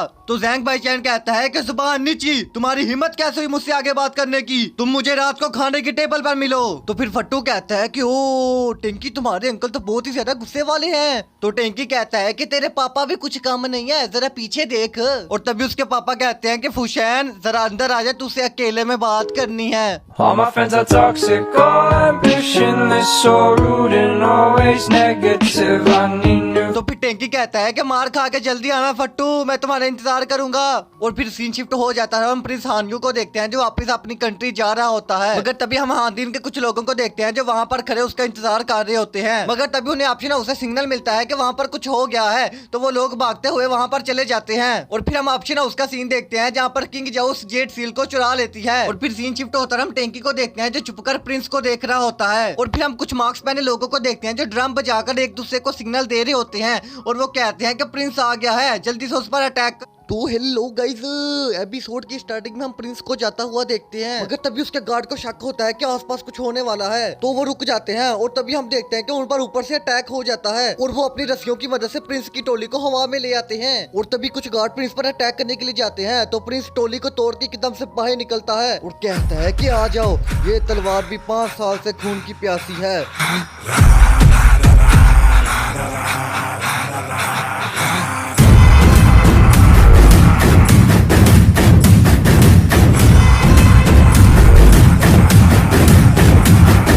फिर तभी हम टेंकी को देखते हैं जो कहता है कि आखिर ये कौन लोग हैं जो खुल्लम खुल्ला अटैक कर रहे हैं, क्या यहाँ पर कोई कानून नहीं है जो इनको रोक सके। और फिर तभी हम एक गार्ड को देखते हैं जो टेंकी के पास आकर गिरता है और तभी वो टेंकी पर भी अटैक कर देता है, मगर टेंकी उसके सर पर फ्रूट मारने लग जाता है और कहता है कि हरामी इंसान तू ही था ना, वो तू ही था ना जिसने मेरी गर्दन पर तलवार रखी थी, ये ले पकड़। तो फिर वो उस फ्रूट के साथ और भी लोगों को मारने लग जाता है। तो वो बंदा कहता है कि यंग मास्टर आप। तो टेंकी कहता है कि ये कौन था जिसने मुझे यंग मास्टर बोला। और तभी वो जब उसका मार्क्स उतारता है तो उसे पता लगता है ये तो जैंग फैमिली के ही बंदे हैं। और वो कहता है कि मोटू तुमने ये कब से रात को चोरी का बिजनेस शुरू कर दिया। और फिर हम बाकी लोगों को देखते हैं जो आपस में फाइट कर रहे होते हैं और कुछ लोग उस टेंजी बॉक्स को प्रोटेक्ट कर रहे होते हैं। और फिर हम प्रिंस को देखते हैं जिस पर कुछ लोग ऊपर से अटैक करते हैं और उसको घेर लेते हैं। और तभी वहां पर अचानक से स्मोक हो जाती है। और फिर हम जैंग बाईचैन को देखते हैं जो बिल्डिंग के ऊपर ही होता है और वो ये सब कुछ देख रहा होता है। और फिर तभी वहां पर एंट्री होती है सुशवान की, जो आती है और आकर कुछ ही गार्ड्स को मारती है और वो उस टेंजिन बॉक्स को ले लेती है। और फिर हम प्रिंस को देखते हैं जो कहता है कि मैं तुम्हें ये बॉक्स नहीं लेके जाने दूंगा। और तभी वो खुद को छुड़वा लेता है और सीधा जाकर उस लड़की पर अटैक कर देता है, मगर वो लड़की बड़ी इजीली उसके अटैक को डॉज कर लेती है। तो ये देखकर जैंग बाईचैन और प्रिंस दोनों हैरान हो जाते हैं। और फिर जैंग बाईचैन बताता है कि ये लड़की ड्रैगन ट्रैमर लेवल पर है। तो बुयू कहता है कि माय लॉर्ड मैं फाइट के लिए जाऊं क्या। तो जैंग बाईचैन कहता है कि वो बहुत ही ज्यादा पावरफुल है, तुम्हारा और उसका कोई मैच नहीं है, तुम अपने सभी लोगों को वापस बुला लो और उनको बोलो को यहाँ से निकल जाएं। और फिर हम प्रिंस को देखते हैं जो बार बार अपनी सोर्स से उस लड़की पर अटैक कर रहा होता है, मगर वो लड़की उसके हर अटैक को बड़ा इजीली डॉज कर रही होती है। और तभी अटैक को डॉज करते वक्त उसके हाथ से टेंजिन बॉक्स गिर जाता है और वो सीधा टैंकी के पास चला जाता है। तो ये देखकर सुशवान को बहुत ही ज्यादा गुस्सा आ जाता है और तभी वो अपनी पावर का इस्तेमाल करती है, जिसकी वजह से प्रिंस बहुत ही दूर जाकर गिरता है। और फिर हम टेंकी को देखते हैं जो स्ट्रेंजर बॉक्स को टच करने वाला होता है, मगर सुशवान उसे देख लेती है और वो सीधा उस पर अटैक कर देती है। मगर हम जैंग बाईचैन को देखते हैं जो आकर टेंकी को बचा लेता है और सीधा उस लड़की पर अटैक कर देता है। तो वो लड़की भी अपनी पावर से उसके अटैक को डॉज कर लेती है और तभी उन दोनों की पावर से इतनी ज्यादा एनर्जी वेव्स पैदा होती है कि आसपास का सभी टाइम रुक जाता है। तो फिर सुशवान अपने फुल पावर का इस्तेमाल करती है और अपनी फुल पावर से उस पर अटैक करती है, मगर जैंग बाईचैन भी अपनी पावर का इस्तेमाल करता है और एक शील्ड को क्रिएट कर लेता है, जिसकी वजह से वो उसके अटैक को डॉज कर लेता है। और तभी सुशवान मौके का फायदा उठाकर वो टेंजिन बॉक्स को वहां से लेकर भाग जाती है। Oh my God! Wow! और फिर प्रिंस कहता है कि जैंग बाईचैन आज जो कुछ हुआ है तुम्हारी वजह से हुआ है, मैं इस बात को याद रखूंगा और तुमसे बदला लेकर रहूंगा। तो फिर जैंग बाईचैन टेंकी से कहता है कि आखिर तुम यहाँ पर क्या कर रहे हो, जहाँ पर लड़ाई होती है तुम वहाँ पर नजर आ जाते हो मुझे। तो टेंकी कहता है अंकल वो तो मैं बस ऐसे ही और फिर सीन शिफ्ट होता है, हम रात के सीन में किंग फैमिली का सीन देखते हैं जहाँ पर हम प्रिंस को देखते हैं जो अपनी उस इंपीरियल जेड सील को एंसेस्टर के सामने रखता है। और फिर भाई लोग यहाँ पर प्रिंस अपनी स्टोरी बताता है कि कैसे जैंग फैमिली वालों ने उनसे उनका सब कुछ छीन लिया, उनकी दौलत शोहरत नाम मुकाम पैसा जायदाद, जिसकी वजह से किंग फैमिली को बहुत ही ज्यादा मुश्किलात से गुजरना पड़ा। और फिर प्रिंस कहता है कि मैं वादा करता हूँ मैं अपनी इस किंग कंट्री को दोबारा बनाऊंगा। और जब मैं दोबारा प्रिंस बनूंगा तो मैं इनको 1000 दफा कुत्ते से भी ज्यादा बुरी मौत मारूंगा। और फिर तभी सीन शिफ्ट हो जाता है, हम जैंग बाईचैन को देखते हैं जो कैप्टन जी को कह रहा होता है कि डिवीजन लीडर होते हुए तुमने फैमिली के रूल्स को तोड़ा है और तुम टैंकी को अपने साथ खतरे में लेकर गए। तो कैप्टन जी कहते हैं कि मैं मानता हूँ मैंने गलती की है। तो फिर जैंग बाईचैन कहता है ऊपर से तुम हाल ही हाथ वापिस आए, बताओ तुम्हें क्या सजा दी जाए। तो कैप्टन जी कहते हैं कि आप मुझे जो सजा देंगे मुझे कबूल है। तो फिर जैंग बाईचैन कहता है कि तुम डिवीजन लीडर की पोजीशन छोड़ दो और आज से तुम जैंग फैमिली से भी बाहर हो। और तभी टेंकी भी वहां पर आ जाता है और वो कहता है कि आप अंकल जी को ऐसी सजा नहीं दे सकते, ये सारी मेरी ही गलती थी, मैंने ही उन्हें फोर्स किया था कि मुझे अपने साथ लेकर जाएं। अगर आप अंकल जी को फैमिली से बाहर निकालेंगे तो आपको मुझे भी फैमिली से बाहर निकालना होगा। तो जैंग बाईचैन कहता है कि तुम बहुत ही ज्यादा नरम दिल होते जा रहे हो, अगर तुम ऐसे ही दूसरों की परवाह करोगे तो एक दिन तुम खुद मर जाओगे। तुम्हारे फादर तुम्हारी रिस्पॉन्सिबिलिटी मुझ पर छोड़कर गए हैं, अगर तुम्हें कुछ हो जाए तो मैं उनको क्या मुंह दिखाऊंगा। और फिर तभी वहां पर कोई शुई भी आ जाती है और वो कहती है कि पैट्रिच आप ज्यादा गुस्सा ना करें, टैंकी अभी बचा है, समझ जाएगा। और फिर वो टैंकी को इशारा करती है कि जल्दी यहाँ से चला जा, मैं इसको संभाल लूंगी, तू जा जा। और फिर जैंग बाईचैन कहता है कि तुमने उस लड़की का पीछा किया। तो कोई शुई कहती है कि मैंने रिवर तक उसका पीछा किया लेकिन उसके बाद वो वहाँ से गायब हो गई। तो फिर जैंग बाईचैन कहता है कि इस दफा के हालात पिछली दफा से भी ज्यादा खराब है, हमें बस किसी भी कीमत पर टैंकी को प्रोटेक्ट करना होगा। और याद है ना टैंकी की आइडेंटिटी के बारे में किसी को भी पता नहीं चलना चाहिए कि आखिर वो कौन है। तो कोई शुई कहते हैं कि हाँ हाँ पता है, वो हांग फैन ब्लड लाइन से है। और फिर सीन शिफ्ट होता है, हम टेंकी और फट्टू को देखते हैं जो अंकल जी की पनिशमेंट पर ही बात कर रहे होते हैं। तो फिर टेंकी कहता है कि बस अब बहुत हो गया, अब मैं अपनी सारी गलतियों को सुधारूंगा, मेरे पास एक रास्ता है, अगर मैं उस टेंजी बॉक्स को वापस ले आऊं तो फिर मेरे अंकल मुझे मेरी सारी गलतियों के लिए माफ कर देंगे और वो अंकल जी को भी पनिश नहीं करेंगे। तो फट्टू कहता है कि अबे तू पागल हो गया, तू अकेला उस टेंजी बॉक्स को लेके आएगा। तो टेंकी कहता है कि मैं अकेला कहाँ हूँ, मेरे पास तो तुम हो ना, मुझे पता है कि तुम्हारे बहुत से लोगों के साथ कनेक्शन है, हमें टेंजी बॉक्स की कोई ना कोई इन्फॉर्मेशन तो मिल ही जाएगी। तो फट्टू कहता है कि ना ना ना, मेरी तरफ देखना भी नहीं, मैं बिल्कुल भी नहीं, अगर मैंने ऐसा कोई काम किया तो मेरे फादर मेरी टांगे तोड़ देंगे और कुत्तों को खिला देंगे। तो फिर टेंकी कहता है कि फट्टू देखो हम एक दूसरे को कितने सालों से जानते हैं, कम से कम 20 सालों से जानते हैं और हम बचपन से ही एक दूसरे के दोस्त हैं। तो फट्टू कहता है कि आखिर तुम कहना क्या चाहते हो, साफ साफ बताओ, पॉइंट पे आओ। तो फिर टेंकी कहता है कि देख मेरे लिए काम कर दे, अगर तू ये काम करेगा तो मैं तुझे देने के लिए भी तैयार हूँ। 何？お前はもう死んでいる。 तो फिर फट्टू कहता है कि ठीक है मैं तुम्हारा काम करने के लिए तैयार हूँ लेकिन अपना प्रॉमिस ना भूलना। तो टेंकी कहता है कि ये हुई ना बात मेरे दोस्त, ये बात सीक्रेट ही रहनी चाहिए, यहाँ से बाहर नहीं जानी चाहिए। और फिर सीन शिफ्ट होता रहा, हांदिन को देखते हैं जो बड़ा खुश होकर जैंग बाईचैन के पास आता है और उसे कांग्रेट्स करता है। तो जैंग बाईचैन कहता है कि हांदिन क्या बात है, बड़े खुश लग रहे हो आज तुम। तो हांदिन कहता है खुशी की तो बात है बिग ब्रदर, अब टेंजन बॉक्स आपके हाथ लग गया है, इसलिए मैं वर्ल्ड की सबसे नंबर 1 वाइन लेकर आया हूँ, क्यों ना सेलिब्रेशन किया जाए। तो जैंग बाईचैन कहता है कि हादिन तुम जल्दी में आए हो, साफ साफ बोलो तुम्हें काम क्या है, और वैसे तुम्हें भी पता है कि टेंजन बॉक्स अभी मेरे हाथ नहीं लगा। तो हादिन कहता है कि बिग ब्रदर आप बिल्कुल ठीक ही कह रहे हैं, मेरा यहाँ पर आने का मकसद कुछ और ही था, क्या आपने कल रात को किसी को जेड सील वापस लेने के लिए भेजा था। तो जैंग भाईजान कहता है कि इंपीरियल जेड सील उसे रखकर मैं क्या करूंगा, वो तो हर वक्त तुम्हारे ऑप्शन हाउस में पड़ी होती है। तो हादिन कहता है कि हाँ वही पड़ी होती थी, लेकिन कल रात जब मैं उसको चेक करने गया तो वो वहाँ से गायब थी। तो जैंग भाईजान कहता है कि ऐसा कैसे हो सकता है, तुम्हारे ऑप्शन हाउस में तो इतनी ज्यादा सिक्योरिटी होती है और फिर भी कोई बंदा तुम्हारी नाक के नीचे से वो सील चुरा के चला गया। और अब ध्यान रहे कि ये बात बाहर किसी को पता ना लगने पाए, अगर बाहर किसी को पता लगी तो तुम्हारे ट्रेजर हाल की बहुत ही ज्यादा बदनामी होगी, कोई भी तुम्हारे ट्रेजर हाउस में चीजें बेचने या लेने के लिए नहीं आएगा। अच्छा अब घर जाओ, मुझे रेस्ट करना है, हम सुबह इस टॉपिक पर बात करेंगे। तो हेलो गाइज, एपिसोड की स्टार्टिंग हम टेंकी और फट्टू को देखते हैं। तो टेंकी कहता है कि फट्टू तुम मुझे कहाँ लेकर जा रहे हो। तो फट्टू कहता है कि भाई डर मत, अभी मैं तेरे साथ कुछ नहीं करने वाला, अभी फिलहाल हम वर्ल्ड की नंबर 1 जगह ब्रूटल पर जा रहे हैं। वो एक ऐसी जगह है जहाँ पर अच्छे लोग भी होते हैं और बुरे लोग भी, और हमें जरूर वहाँ पर टेंजी बॉक्स की कोई ना कोई इन्फॉर्मेशन तो मिल ही जाएगी। और तभी दूसरी तरफ हम किंग जियाओ और उसके चमचों को देखते हैं जो इन पर नजर रखे होते हैं। और तभी वो दोनों चलते चलते एक जगह पर आते हैं जहाँ पर लड़ाई चल रही होती है। तो फट्टू कहता है कि आय हाय ये लड़की कौन है, इसकी तो टांगे भी चिट्टी हैं। मगर जब वो ऊपर देखता है तो वो कहता है ये तो मेरी बहन है, और कहता है कि शोलिंग तुम यहाँ पर क्या कर रही हो। तो शोलिंग फट्टू का भी बाजू पकड़कर मोड़ देती है और कहती है कि भैया तुम तुम यहाँ पर क्या कर रहे हो? सच सच बताओ, तुम यहाँ कहीं ब्रूटल में मस्ती करने तो नहीं आए ना?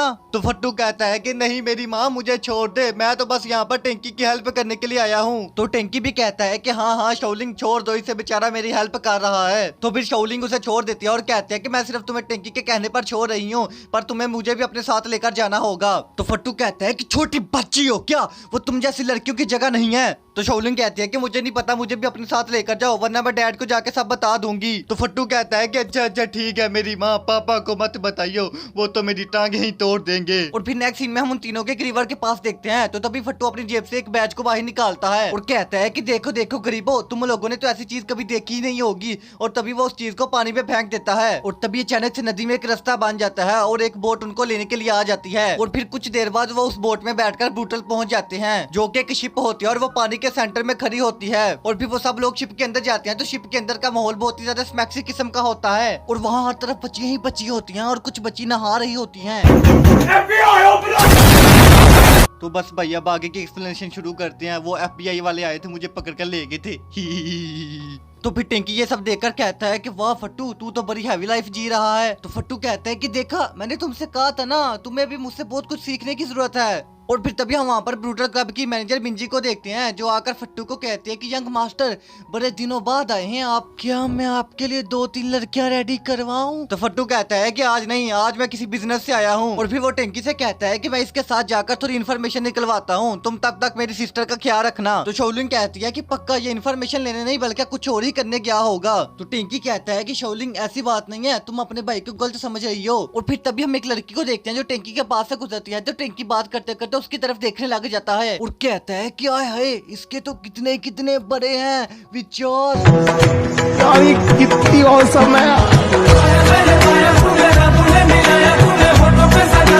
और फिर सीन शिफ्ट होता है, हम प्रिंस और यूटोंग को आपस में बात करते हुए देखते हैं, जहाँ पर यूटोंग कह रहा होता है, प्रिंस हानयुन, मुझे पता है कि तुम्हें अपनी कंट्री को दोबारा बनाना है और उसके लिए तुम्हें बहुत सारा पैसा और सोना चाहिए। अगर तुम उस टेंजिन बॉक्स को मुझे दे दो तो मैं तुम्हें वो सब कुछ दूंगा और मैं तुम्हें अपनी आर्मी भी दूंगा, जिससे तुम बहुत ही जल्दी अपनी कंट्री को बना सकोगे। तो प्रिंस कहता है कि टेंजिन बॉक्स हमारे चाइनीज कल्चर की प्रॉपर्टी है, मैं इसे तुम्हें कैसे दे सकता हूँ। तो फिर यूटोंग उसके सामने एक हाई ग्रेड पिल रखता है और कहता है कि अब क्या ख्याल है। और तभी वो साथ खड़ी लड़की को कहने लग जाता है कि आजा आजा मेरी जाने मन, आजा ड्रिंक पी ले। मगर वो लड़की मना कर देती है, जिस पर यूटोंग गुस्से में आ जाता है और उसको एक थप्पड़ मार देता है। और फिर प्रिंस कहता है कि अब मैं चलता हूँ, मैं तुम्हारे प्रपोजल के बारे में जरूर सोचूंगा। और फिर हम देखते हैं कि यूटोंग उस लड़की के साथ जबरदस्ती करने लग जाता है। तो टेंकी उसको बचाने के लिए जाता है, मगर वो टेंकी को पकड़कर एक ही लात मारता है, जिसकी वजह से टेंकी दूर जाकर गिरता है। और फिर वो सीधा शाओलिंग की तरफ बढ़ने लग जाता है और कहता है कि वाह, तुम तो उससे भी ज्यादा स्मैक्सी हो। मगर तभी हम देखते हैं कि वहाँ पर एक और बंदे की एंट्री होती है जो उड़ता हुआ आता है। और फिर हमें उसका नाम पता चलता है कि उसका नाम बाई हैचू होता है। और तभी वो एक एक करके उन सभी जापानीज लोगों को मारने लग जाता है।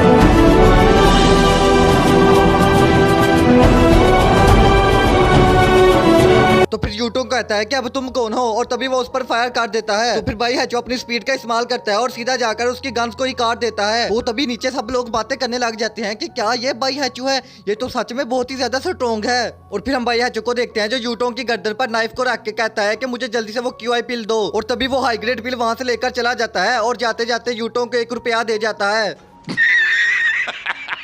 और फिर दूसरी तरफ हम एक सर्वेंट को देखते हैं जो आकर टेंकी को कहता है कि क्या सर आप ठीक हैं? तो टेंकी कहता है कि हाँ मैं ठीक हूँ। तो फिर वो सर्वेंट कहता है कि सर आप मेरे साथ चलें, फूशवान ने आपको कमरे में ले जाने का कहा है। और फिर नेक्स्ट सीन में हम टेंकी को रूम में रेस्ट करता हुआ देखते हैं। तो तभी उसे एक सपना आता है और वो सपने में एक लड़की को गिटार बजाता हुआ देखता है। और फिर हम देखते हैं कि वो लड़की और कोई नहीं बल्कि सूशवान होती है। और फिर सीन शिफ्ट होकर हम शाओलिंग को देखते हैं जो बाई हैचो का पीछा कर रही होती है और उसे कहती है कि अंकल अंकल आपने बहुत अच्छी फाइट की थी। मगर तभी हम किंग जियाओ को देखते हैं जो शाओलिंग को पीछे से बेहोश कर देती है और किडनैप कर लेती है। देन अगेन सीन चेंज होता है, हम एक सर्वेंट को देखते हैं जो एक बुड्ढे मास्टर के पास टेंजिन बॉक्स को लाता है। और फिर वो टेंजिन बॉक्स ओपन होने लग जाता है तो उसके अंदर से बहुत ही ज्यादा ऑरा बाहर निकलता है, जिसकी वजह से आसपास की सभी जगह फ्रीज हो जाती है। और फिर वो टेंजिन बॉक्स एक हेवन लेटर टॉम की लोकेशन भी बताता है। और फिर तभी वहां पर एक और बंदा आता है जिसका नाम लॉर्ड राव होता है और वो कहता है कि clan leader heaven letter Tom की लोकेशन जानकर बहुत ही ज्यादा खुश होंगी। मगर मुझे एक बात समझ नहीं आ रही, आखिर ये टेंजिन बॉक्स 5 साल पहले गायब हो गया था, तो फिर ये किंग फैमिली को कैसे मिला? तो फिर वो बुड्ढा मास्टर कहता है कि चाहे कुछ भी हुआ हो, लेकिन अब ये टेंजिन बॉक्स मेरे पास वापस आ गया है और अब हम इसकी पावर का इस्तेमाल करके बहुत आगे जा सकते हैं। लेकिन मुझे डर है ये 3 बड़ी फैमिली हान जैन गौ हमारे रास्ते में जरूर आएंगी और हमारे रास्ते में रोड़े अटकाएंगी। तो लॉर्ड राव कहता है कि आप उनकी टेंशन न ले, मैं उनको संभाल लूंगा।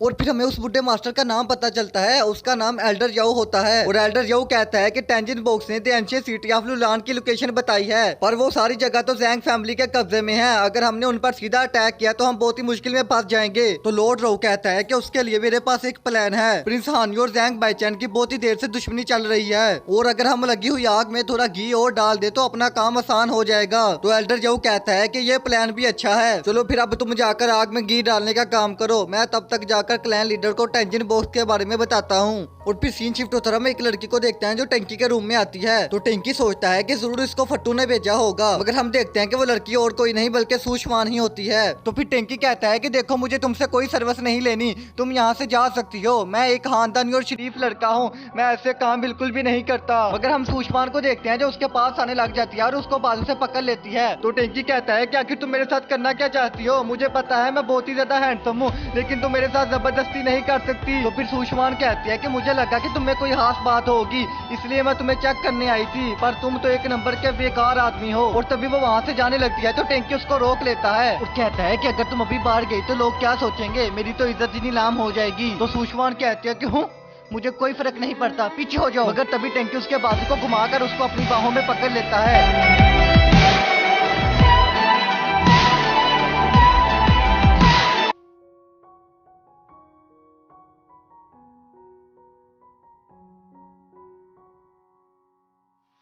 और फिर तभी हम फट्टू को भी देखते हैं जो वहाँ पर आ जाता है और वो उन दोनों को ऐसी हालत में देख लेता है जिस पर वो दोनों बहुत ही ज्यादा इंपैरेस फील करने लग जाते हैं। तो फट्टू कहता है कि नहीं नहीं तुम लोग अपना कंटिन्यू रखो, मैंने कुछ भी नहीं देखा, मैं अपनी आंखें बंद कर रहा हूँ। मगर तभी सुषमान चुपचाप वहाँ से चली जाती है। तो फट्टू कहता है कि वाह भाई तेरी तो लॉटरी लग गई, तुझे इतनी स्मैक्सी लड़की कहाँ से मिल गई। तो टैंकी कहता है कि अबे छोड़ ये सब, तू मुझे ये बता तुझे टेंजी बॉस की कोई इन्फॉर्मेशन मिली। तो फट्टू कहता है कि नहीं यार, पर तू टेंशन ना ले, ऐसी इन्फॉर्मेशन में थोड़ा टाइम लग जाता है, हमें कोई ना कोई क्लू जरूर मिल जाएगा। और फिर वो पूछता है कि आखिर ये शाओलिन कहाँ पर है, वो मुझे नजर क्यों नहीं आ रही। तो टैंकी कहता है कि मुझे लगा कि वो तुम्हारे साथ होगी। So guys Today I am going to make a new video, so please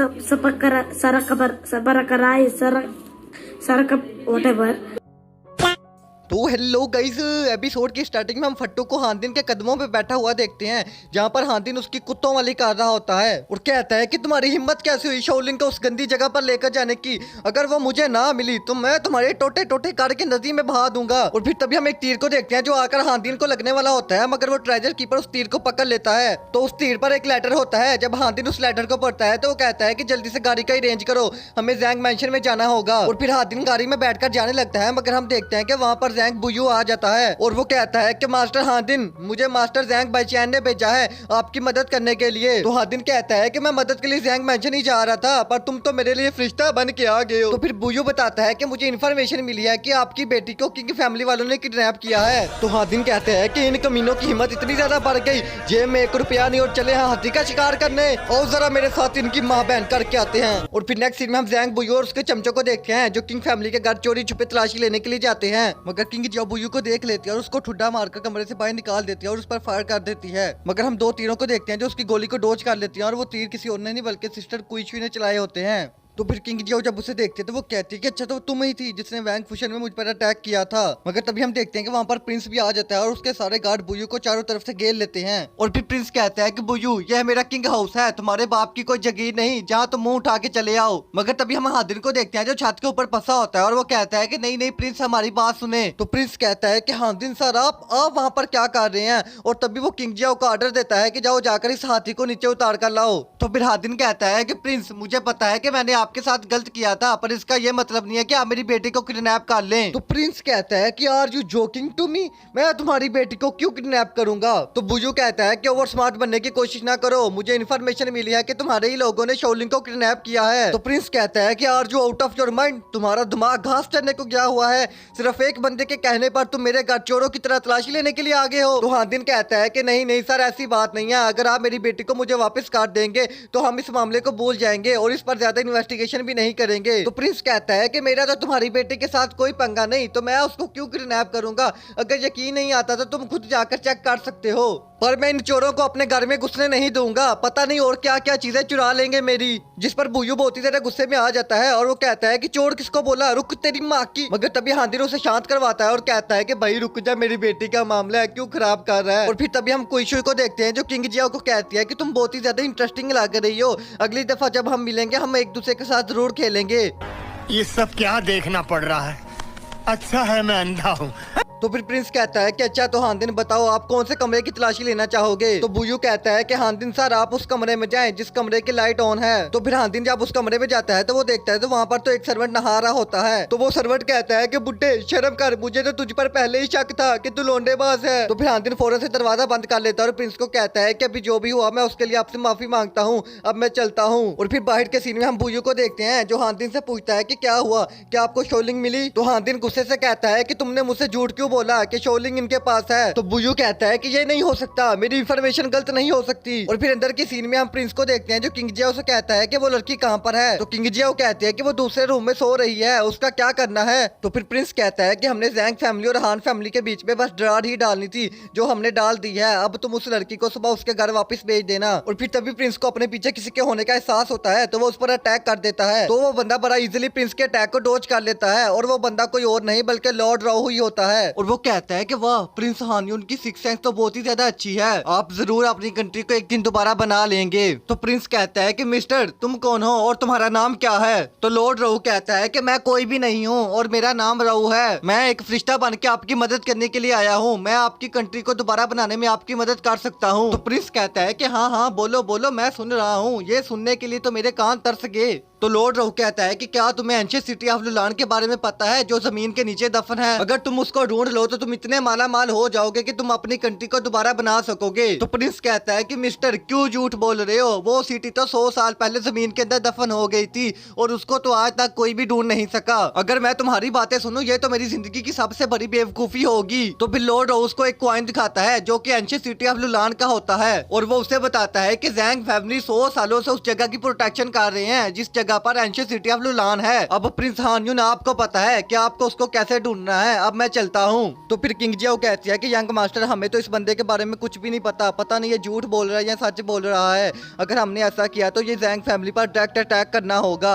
आपको एक दफा दोबारा सोच लेना चाहिए, क्या पता वो बंदा आपका फायदा उठाना चाहता हो। तो प्रिंस कहता है कि मुझे ये तो नहीं पता कि उसका मुझे इन्फॉर्मेशन देने का मकसद क्या है, पर हम उसकी इन्फॉर्मेशन पर यकीन कर सकते हैं, अगर एंशिएंट सिटी ऑफ लुलान को ढूंढने से मेरी कंट्री दोबारा बन सकती है तो मैं अपनी कंट्री के लिए ये भी करने को तैयार हूँ। तो किंग जियाओ कहती है कि यंग मास्टर अगर आपने उस सिटी को ढूंढने का फैसला कर ही लिया है तो आप यहीं पर ही रुके, मैं उस सिटी को ढूंढने के लिए जाती हूँ क्योंकि वहाँ पर बहुत ही ज्यादा खतरा होगा। तो फिर प्रिंस कहता है कि बस किंग जियाओ बस, मुझे पता है कि तुम्हें मेरी हर वक्त फिक्र रहती है और तुम मुझे पसंद भी करती हो, पर मेरी जान तुम फिक्र ना करो, मुझे कुछ नहीं होगा, ये मेरी कंट्री का मामला है और मुझे खुद ही जाना होगा। और फिर सीन शिफ्ट होता है, हम सुबह के सीन में हांदिन को देखते हैं जो थका हारा अपने घर वापस आ रहा होता है। तो ट्रेजर कीपर पूछता है कि मास्टर क्या आप ठीक हैं, क्या आपको शोलिंग मिली, मगर तभी हम देखते हैं कि उनके घर से बाहर से कैरी जाकर रुकता है और उसके अंदर से शोलिंग बाहर निकलती है जो बड़े मजे से KFC के नगेट्स खा रही होती है। अब ये मत पूछना कि 1999 के जमाने में KFC कहां से आ गई। तो फिर हांदिन अपनी बेटी के पास जाकर रोने लग जाता है कि मेरी प्यारी बेटी तुम कहां थी, मैंने तुम्हें कितना मिस किया। तो शोलिंग कहती है कि हाय हाय पापा क्यों बच्चों की तरह रो रहे हो।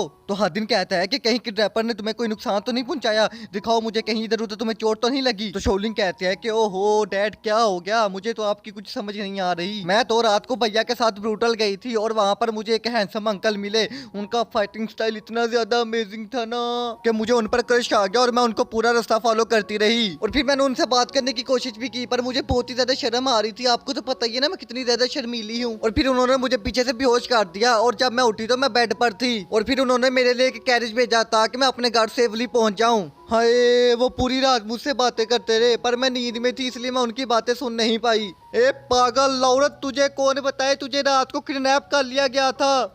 तो हेलो गाइस, एपिसोड की स्टार्टिंग में हम टेंकी को देखते हैं जो कैप्टन जी से कह रहा होता है कि जब तक आप खाना नहीं खाएंगे और ऐसे ही घुटनों के बल बैठे रहेंगे तो मैं भी आपके साथ ऐसे ही बैठा रहूंगा। मुझे नहीं पता कि मेरे बड़े अंकल कभी कभी इतना अजीब बिहेव क्यों करते हैं, अगर उन्होंने आपको क्लैन से बाहर निकाला तो मैं भी घर को छोड़ दूंगा और आपके साथ चल दूंगा। और फिर तभी हम एक ईगल को देखते हैं जो जख्मी हालत में उन दोनों के पास आकर गिरता है। तो फिर टेंकी उसकी टांग पे लगी एक पोटली से एक बैच को बाहर निकालता है। तो कैप्टन जी बताते हैं कि ओह नहीं, लगता है कि हमारी किसी ब्रांच पर अटैक हुआ है, जल्दी से जाकर क्लैन लीडर को बताओ। और फिर दूसरी तरफ हम जैंग भाईजान को देखते हैं जो लॉर्ड रॉकी पिक्चर को देख रहा होता है और वो कहता है कि अच्छा तो ये तुम हो। तो फिर बुयू से बताता है कि माय लॉर्ड मुझे खबर मिली है कि शोलिंग अपने घर वापस आ चुकी है, पर मुझे डर है कि हान फैमिली को ये ना लगे कि ये सब हमारा काम है। तो जैंग भाईजान कहता है कि तुम्हें टेंशन लेने की जरूरत नहीं है, मैं किसी दिन खुद खान फैमिली के पास जाऊंगा और उनको बता दूंगा कि ये सब हमने नहीं किया। और फिर वो बुयू से पूछता है कि क्या हमारी सभी ब्रांचों से खाता आ गए हैं। तो बुयू बताता है कि लूलन ब्रांच को छोड़कर सभी ब्रांचों से खाता आ गए हैं। मुझे लगता है कि किंग फैमिली वालों ने ही कुछ किया होगा। और फिर तभी हम टेंकी को भी देखते हैं जो वहाँ पर आ जाता है और वो कहता है कि ये बैज एक ईगल लेकर आई थी। तो बुयू कहता है ये बैज तो लूलन ब्रांच का है, मतलब जरूर वहाँ पर हमला हुआ है, पता नहीं हावल लेटर टॉम्ब का क्या हुआ होगा। तो फिर जैंग भाईजान कहता है कि किंग फैमिली वालों की हिम्मत इतनी ज्यादा बढ़ गई कि उन्होंने मेरी ब्रांच पर सीधा अटैक कर दिया। तुम जल्दी से कुछ लोगों को अपने साथ ले जाओ और वहाँ जाकर पता करो और हुआ क्या है और मुझे पैगाम भेजो। तो फिर टेंकी कहता है कि अंकल जी बाहर घुटनों पर ही हैं, मैं अभी उनको बुला के लाता हूँ। तो जैंग भाईजान कहता है कि रुक जाओ, तुम्हें मैंने कितनी दफा बोला कि क्लैन के मैटर में ना इन्वॉल्व हुआ करो, तुम्हें समझ नहीं आती क्या, छोटी बच्ची हो तुम। तो टेंकी कहता है कि अंकल आप ऐसा कैसे बोल सकते हैं अंकल, मैं भी तो जैंग फैमिली का एक हिस्सा ही हूँ ना, अगर मेरी फैमिली पर मुसीबत आएगी तो मैं ऐसे ही चुप करके बैठे रहूंगा क्या। तो जैंग भाईजान कहता है कि तुम्हारे फादर फैमिली की सारी जिम्मेदारियां मुझ पर छोड़ कर गए हैं, तो मुझ पर ही रहने दो, तुम मेरे लिए ज्यादा प्रॉब्लम क्रिएट ना करो। और फिर वो बुयू को कहता है कि कैप्टन जी को इन्फॉर्म कर दो कि वो अपने साथियों के साथ लोलन ब्रांच पर जाएं और वहां जाकर मुझे इत्तला दे कि वहां पर हुआ क्या है। और हाँ याद रहे, अगर कैप्टन जी इस दफा भी अपने मिशन में फेल हुए तो इस दफा उन्हें माफी की कोई गुंजाइश नहीं मिलेगी। और फिर सीन शिफ्ट होता है, हम हादिन को देखते हैं जो अपनी बेटी को कह रहा होता है कि ये दुनिया बहुत ही ज्यादा जालिम है, तुम्हें अपना ख्याल रखना चाहिए और अपनी प्रोटेक्शन करनी चाहिए, इसलिए मैं आज तुम्हें एक स्पेशल गिफ्ट देने जा रहा हूँ। और फिर वो जब उस गिफ्ट को दिखाता है तो वो 2 बैंगल्स होते हैं। तो शोलिंग कहते हैं कि पापा आपको पता भी है ना मुझे ये सब नहीं पसंद।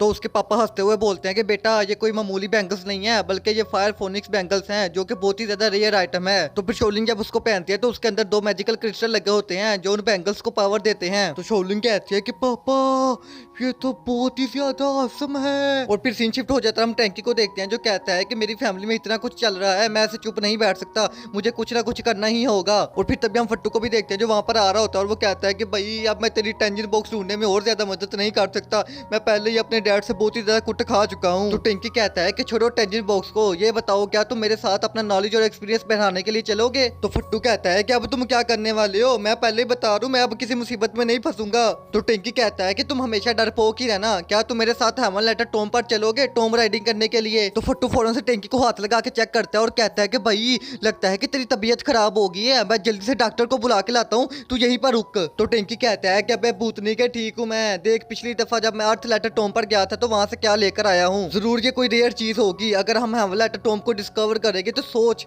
हमें कितनी ज्यादा रेयर चीजें मिलेंगी। सोच फट्टू सोच, अगर कोई बड़ा खजाना हमारे हाथ लग गया तो तुम्हारे फादर को तुम पर प्राउड फील होगा। तो फिर फट्टू कहता है कि भाई तुझे पता भी है हेमन लेटर टॉम कितना ज्यादा डेंजरस होता है, तुम्हें क्या लगता है कि क्या सिर्फ हम 2 उसको डिस्कवर कर पाएंगे। तो टिंकी कहता है कि मुझे पता है यंग मास्टर फूशवान सर, आप इसका भी कोई ना कोई हल निकाल ही लेंगे। तो फिर फट्टू कहता है कि ठीक है तो मेरी इतनी चमचागिरी कर ही रही हो तो मैं तुम्हें बता दूं कि हम दोनों उसको डिस्कवर नहीं कर सकते, हमें अपने साथ ऐसा बंदा चाहिए जो टॉम राइडिंग में एक्सपर्ट हो और वो हमें हर खतरे से बचा सके। तो टिंकी कहता है कि ये भी यंग मास्टर फूशवान सर को पता होगा कि वो हमें कहाँ मिलेगा। और फिर तभी सीन शिफ्ट हो जाता है और हम ऑप्शन हाउस में ट्रेजर कीपर को देखते हैं जो बैठा हिसाब कर रहा होता है। तो तभी फट्टू उसके पास आता है और कहता है कि ट्रेजर कीपर मुझे 50,000 सिल्वर जुआन चाहिए। तो ट्रेजर कीपर कहता है ये तो बहुत ही ज्यादा बड़ी रकम है, मुझे सबसे पहले ग्रैंड मास्टर से पूछना होगा। तो फट्टू कहता है कि रहने दो, उनसे पूछने की कोई जरूरत नहीं है, मैं तुमसे उधार ले रहा हूँ, मैं तुम्हें जल्दी ही वापस कर दूंगा, अगर तुम नहीं दोगे तो मैं अपने डैडी को बता दूंगा कि वो तुम ही थे जिसने शाओलिन को ब्रूटल के बारे में बताया था।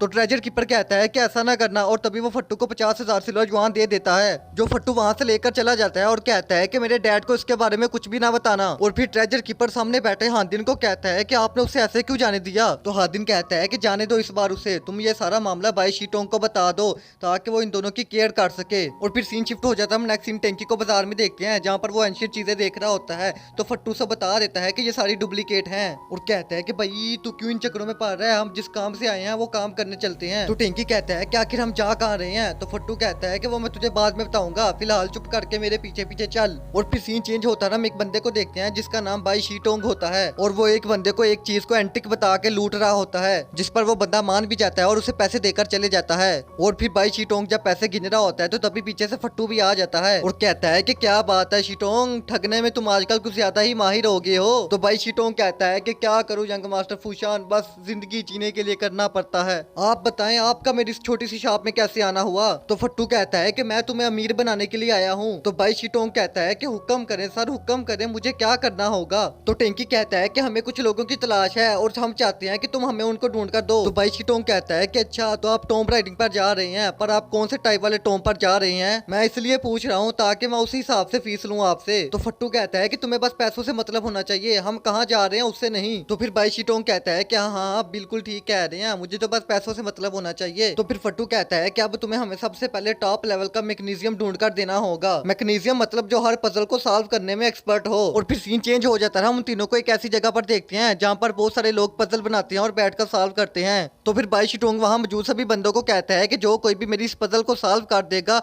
मैं उसको 5000 सिल्वर जुआन दूंगा। जिस पर वहाँ सब लोग उसी पजल की तरफ आकर देखने लग जाते हैं। तो हेलो गाइस, एपिसोड की स्टार्टिंग में हम भाई शिटोंग को देखते हैं जो वहाँ खड़े सब लोगों को कहता है कि जो कोई भी मेरी इस पजल को सॉल्व करेगा मैं उसको 5000 सिल्वर युआन दूंगा। जिस पर सब लोग उस पजल को देखते हैं तो वो कहते हैं ये पजल तो मैजिकल है, इसको तो सिर्फ हमारे मास्टर ही सॉल्व कर सकते हैं। और फिर हम उनके मास्टर को देखते हैं जो उस पजल को छू कर ही बता देता है कि ये गोस्ट क्राफ्ट पजल है और इसके अंदर 9 कटिंग स्पेयर लगे हुए हैं। अगर इसको सॉल्व करने वाला इसको सही सॉल्व ना कर पाया तो उसका हाथ भी कट सकता है। तो फिर टेंकी कहता है कि मास्टर क्या आप इसे सॉल्व कर सकते हैं। तो मास्टर कहता है कि मैं इस काम में इतना माहिर तो नहीं हूँ लेकिन मैं फिर भी ट्राई करता हूँ। तो फिर मास्टर जब उस पजल को सॉल्व करने लगता है तो उसका हाथ पजल के अंदर आ जाता है। तो फिर उसके स्टूडेंट उस पजल को खींचने के लिए आते हैं मगर वो मास्टर कहता है कि दूर रहो, अगर तुम लोगों ने इसे खींचने की कोशिश की या इस पर फोर्स डाली तो ये तबाह हो जाएगा। और फिर तभी हम एक बच्चे को देखते हैं जो आता है और उस पजल को आकर कुछ ही सेकंड में सॉल्व कर देता है और कहता है कि कौन सी गोस्ट स्पेयर टेक्निक, ये तो एक मामूली सी पजल थी। तो फिर वो सब लोग उसको घेर लेते हैं और कहते हैं कि छोटे बच्चे तुम तो बहुत ही ज्यादा जीनियस लग रहे हो,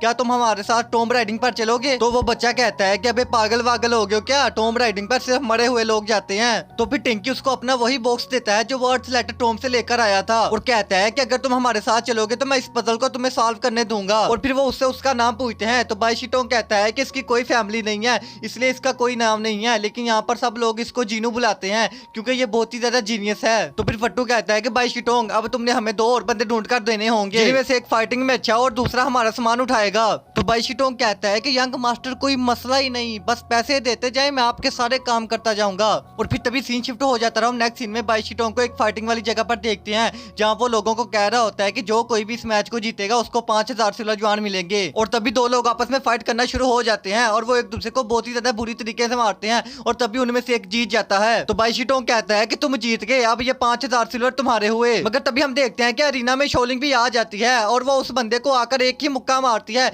जिसकी वजह से वो बहुत ही ज्यादा दूर जाकर गिरता है। और फिर वो अपने भाई पास आती है और कहती है कि भाई मुझे पता है कि तुम लोग कहाँ जा रहे हो, मैं भी तुम लोगों के साथ जाऊंगी। तो फट्टू कहता है कि छोटी बच्ची हो क्या, तुम्हारी वजह से पहले ही बहुत मार खा चुका हूँ। तो फिर टेंकी भी कहता है कि शोलिंग फट्टू ठीक कह रहा है, हम इस दफा जिस जगह पर जा रहे हैं वो बहुत ही ज्यादा खतरनाक है। तो शोलिंग कहती है कि ये बात फिर तो मैं तुम लोगों के साथ पक्का जाऊंगी और अगर तुम लोग मुझे अपने साथ नहीं लेकर जाओगे तो मैं अंकल जैंग को जाकर सब कुछ बता दूंगी कि तुम लोग कहाँ पर जा रहे हो। स्पाइडरमैन तूने चुराया मेरे दिल का चैन, स्पाइडरमैन स्पाइडरमैन।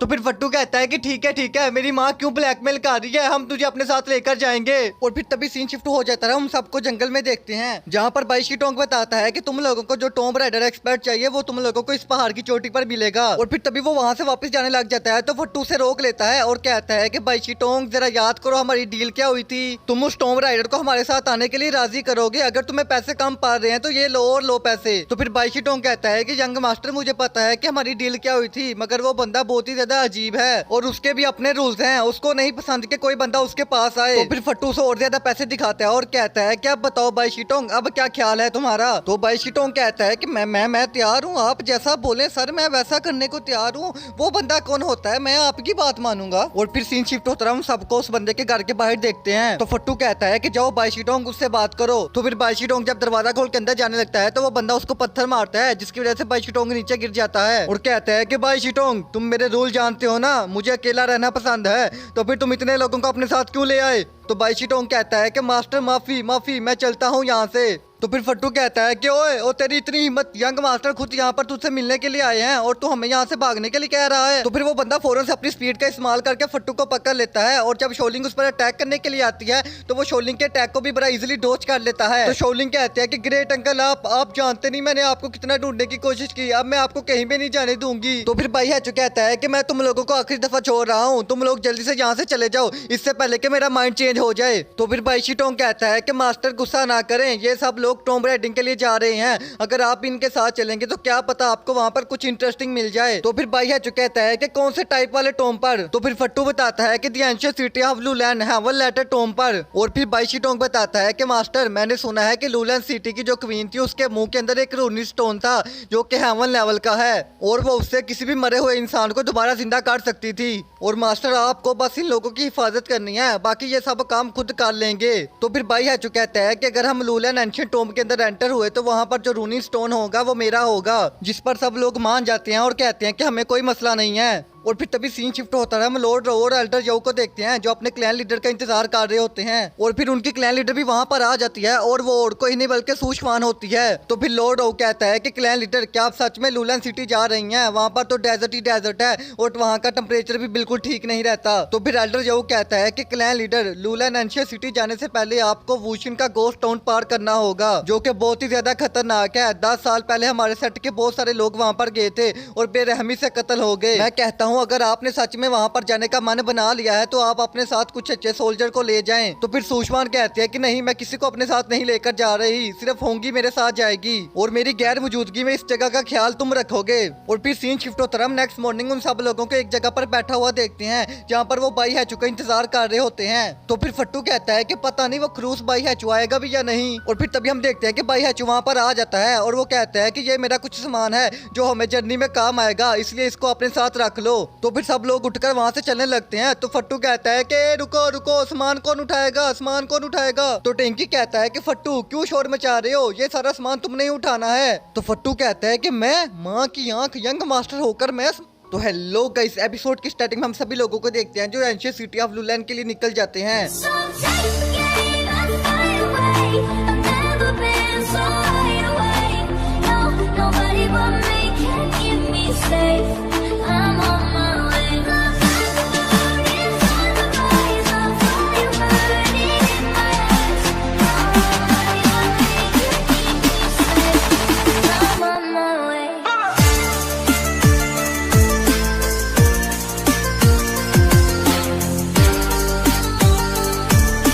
और फिर वो तभी चलते चलते आखिरकार एक होटल पर पहुंच ही जाते हैं। तो फट्टू फौरन से जाकर टेबल पर बैठ जाता है और कहता है कि वेटर वेटर जल्दी से खाना ले आओ। तो फिर हम वेटर को देखते हैं जो वहां पर आता है और कहता है कि जी सर, आप क्या खाना पसंद करेंगे। तो फट्टू कहता है कि सब कुछ ले आ, जो जो तेरे पास है सब कुछ, एक बड़ा सा मगरमच्छ ले आ, एक बड़ा सा हाथी ले आ, यहाँ पर पूरा टेबल सजा दे, पैसों की टेंशन नहीं लेनी तूने, तेरे भाई के पास बहुत पैसा है, तेरा भाई यंग मास्टर है। तो वो वेटर कहता है कि सर आपको तो यहाँ पर सिर्फ मोमोज मिल सकते हैं। They ask you how you are, you just have to say that you're fine when you're not really fine, but you just can't get into it because they would never understand.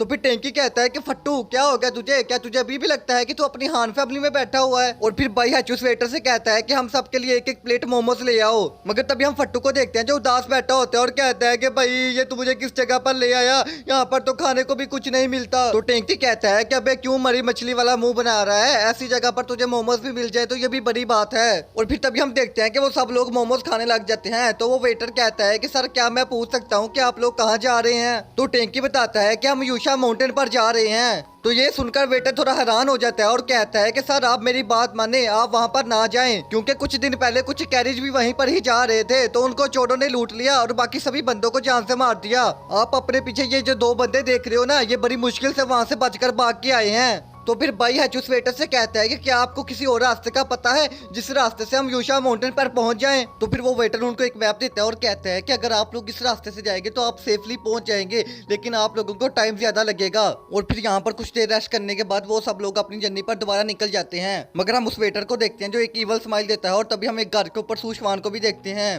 और फिर scene shift होता है और रात के scene में उन लोगों को एक जगह पर कैंप लगाकर बैठा हुआ देखते हैं। तो तभी उन्हें गोरों के भागने की आवाजें आने लग जाती हैं और फिर हम देखते हैं कि एक बग्गी उनकी ही तरफ आ रही होती है और उसके पीछे कुछ डाकू पड़े होते हैं। तो फिर वो डाकू उस कैरेज को पकड़ लेते हैं और उसके अंदर 2 लड़कियां होती हैं और वो और कोई नहीं बल्कि सूचवान और होंगी होती हैं। और फिर उन डाकुओं का लीडर कहता है कि मैंने तुम्हें पहले भी कहा था कि तुम मुझसे बचकर नहीं भाग सकती। अगर तुम अच्छे बच्चों की तरह एक रात के लिए मेरे पास आ जाती तो मैं तुम्हें एक रात गुजारने के बाद छोड़ देता, लेकिन अब तो मैं तुम्हें अपनी पूरी जिंदगी का खेल बना के रखूंगा। मगर तभी हम देखते हैं कि फट्टू और टेंकी भी वहां पर पहुंच जाते हैं और टेंकी कहता है कि कमीनों, चोरों, हरामियों, तुम लोगों को शर्म नहीं आती इतनी रात को एक लड़की को लूटते हुए? अगर तुम सब लोग अपनी जान बचाना चाहते हो तो इस लड़की को छोड़ दो, क्योंकि हम दोनों ड्रैगन ट्रैमल लेवल पर हैं। तो तभी शोलिंग भी वहां पर आ जाती है और इनकी बातें सुनकर हंसने लग जाती है। तो वो डाकुओं का लीडर कहता है कि वाह, आज तो मेरा लकी डे है, आज तो 2 बच्चियां मिल गई। और फिर वो लीडर अपने चमचों को ऑर्डर देता है कि इन सबको जान से मार दो, मगर इस लड़की को छोड़ देना। तो तभी हम जीनू को देखते हैं जो एक चादर को अपने ऊपर लपेट लेता है, ऐसे जैसे कुछ हुआ ही ना हो। वाह, क्या सोच है रे तेरी। और फिर हम टेंकी को देखते हैं जो फट्टू को आगे भेजता है कि जा भाई जा, लाड लाड इनसे मार इनको। तो तभी फट्टू अपनी पावर से उनको एक ही पंच मारता है, जिसकी वजह से वो तीनों के तीनों बहुत ही ज्यादा दूर जाकर गिरते हैं। तो फिर फट्टू कहता है कि देखा, मैंने तुम लोगों से कहा था ना कि मुझसे दूर रहना। मगर वो तीनों फिर दोबारा फट्टू पर अटैक करने के लिए आते हैं। तो फट्टू दोबारा अपनी पावर का यूज करने लगता है, मगर इस बार उसकी पावर काम नहीं करती। तो तभी ऊपर से शोनिंग आ जाती है और वो इनको बचा लेती है और अपनी पावर से उन पर अटैक करने लग जाती है। और वो अकेली ही इन सब पर भारी पड़ रही होती है और इनको कूट रही होती है। तो तभी वहां पर भाई हैचू भी आ जाता है और वो अपनी फास्ट स्पीड का इस्तेमाल करते हुए सभी बंदों को जान से मारने लग जाता है।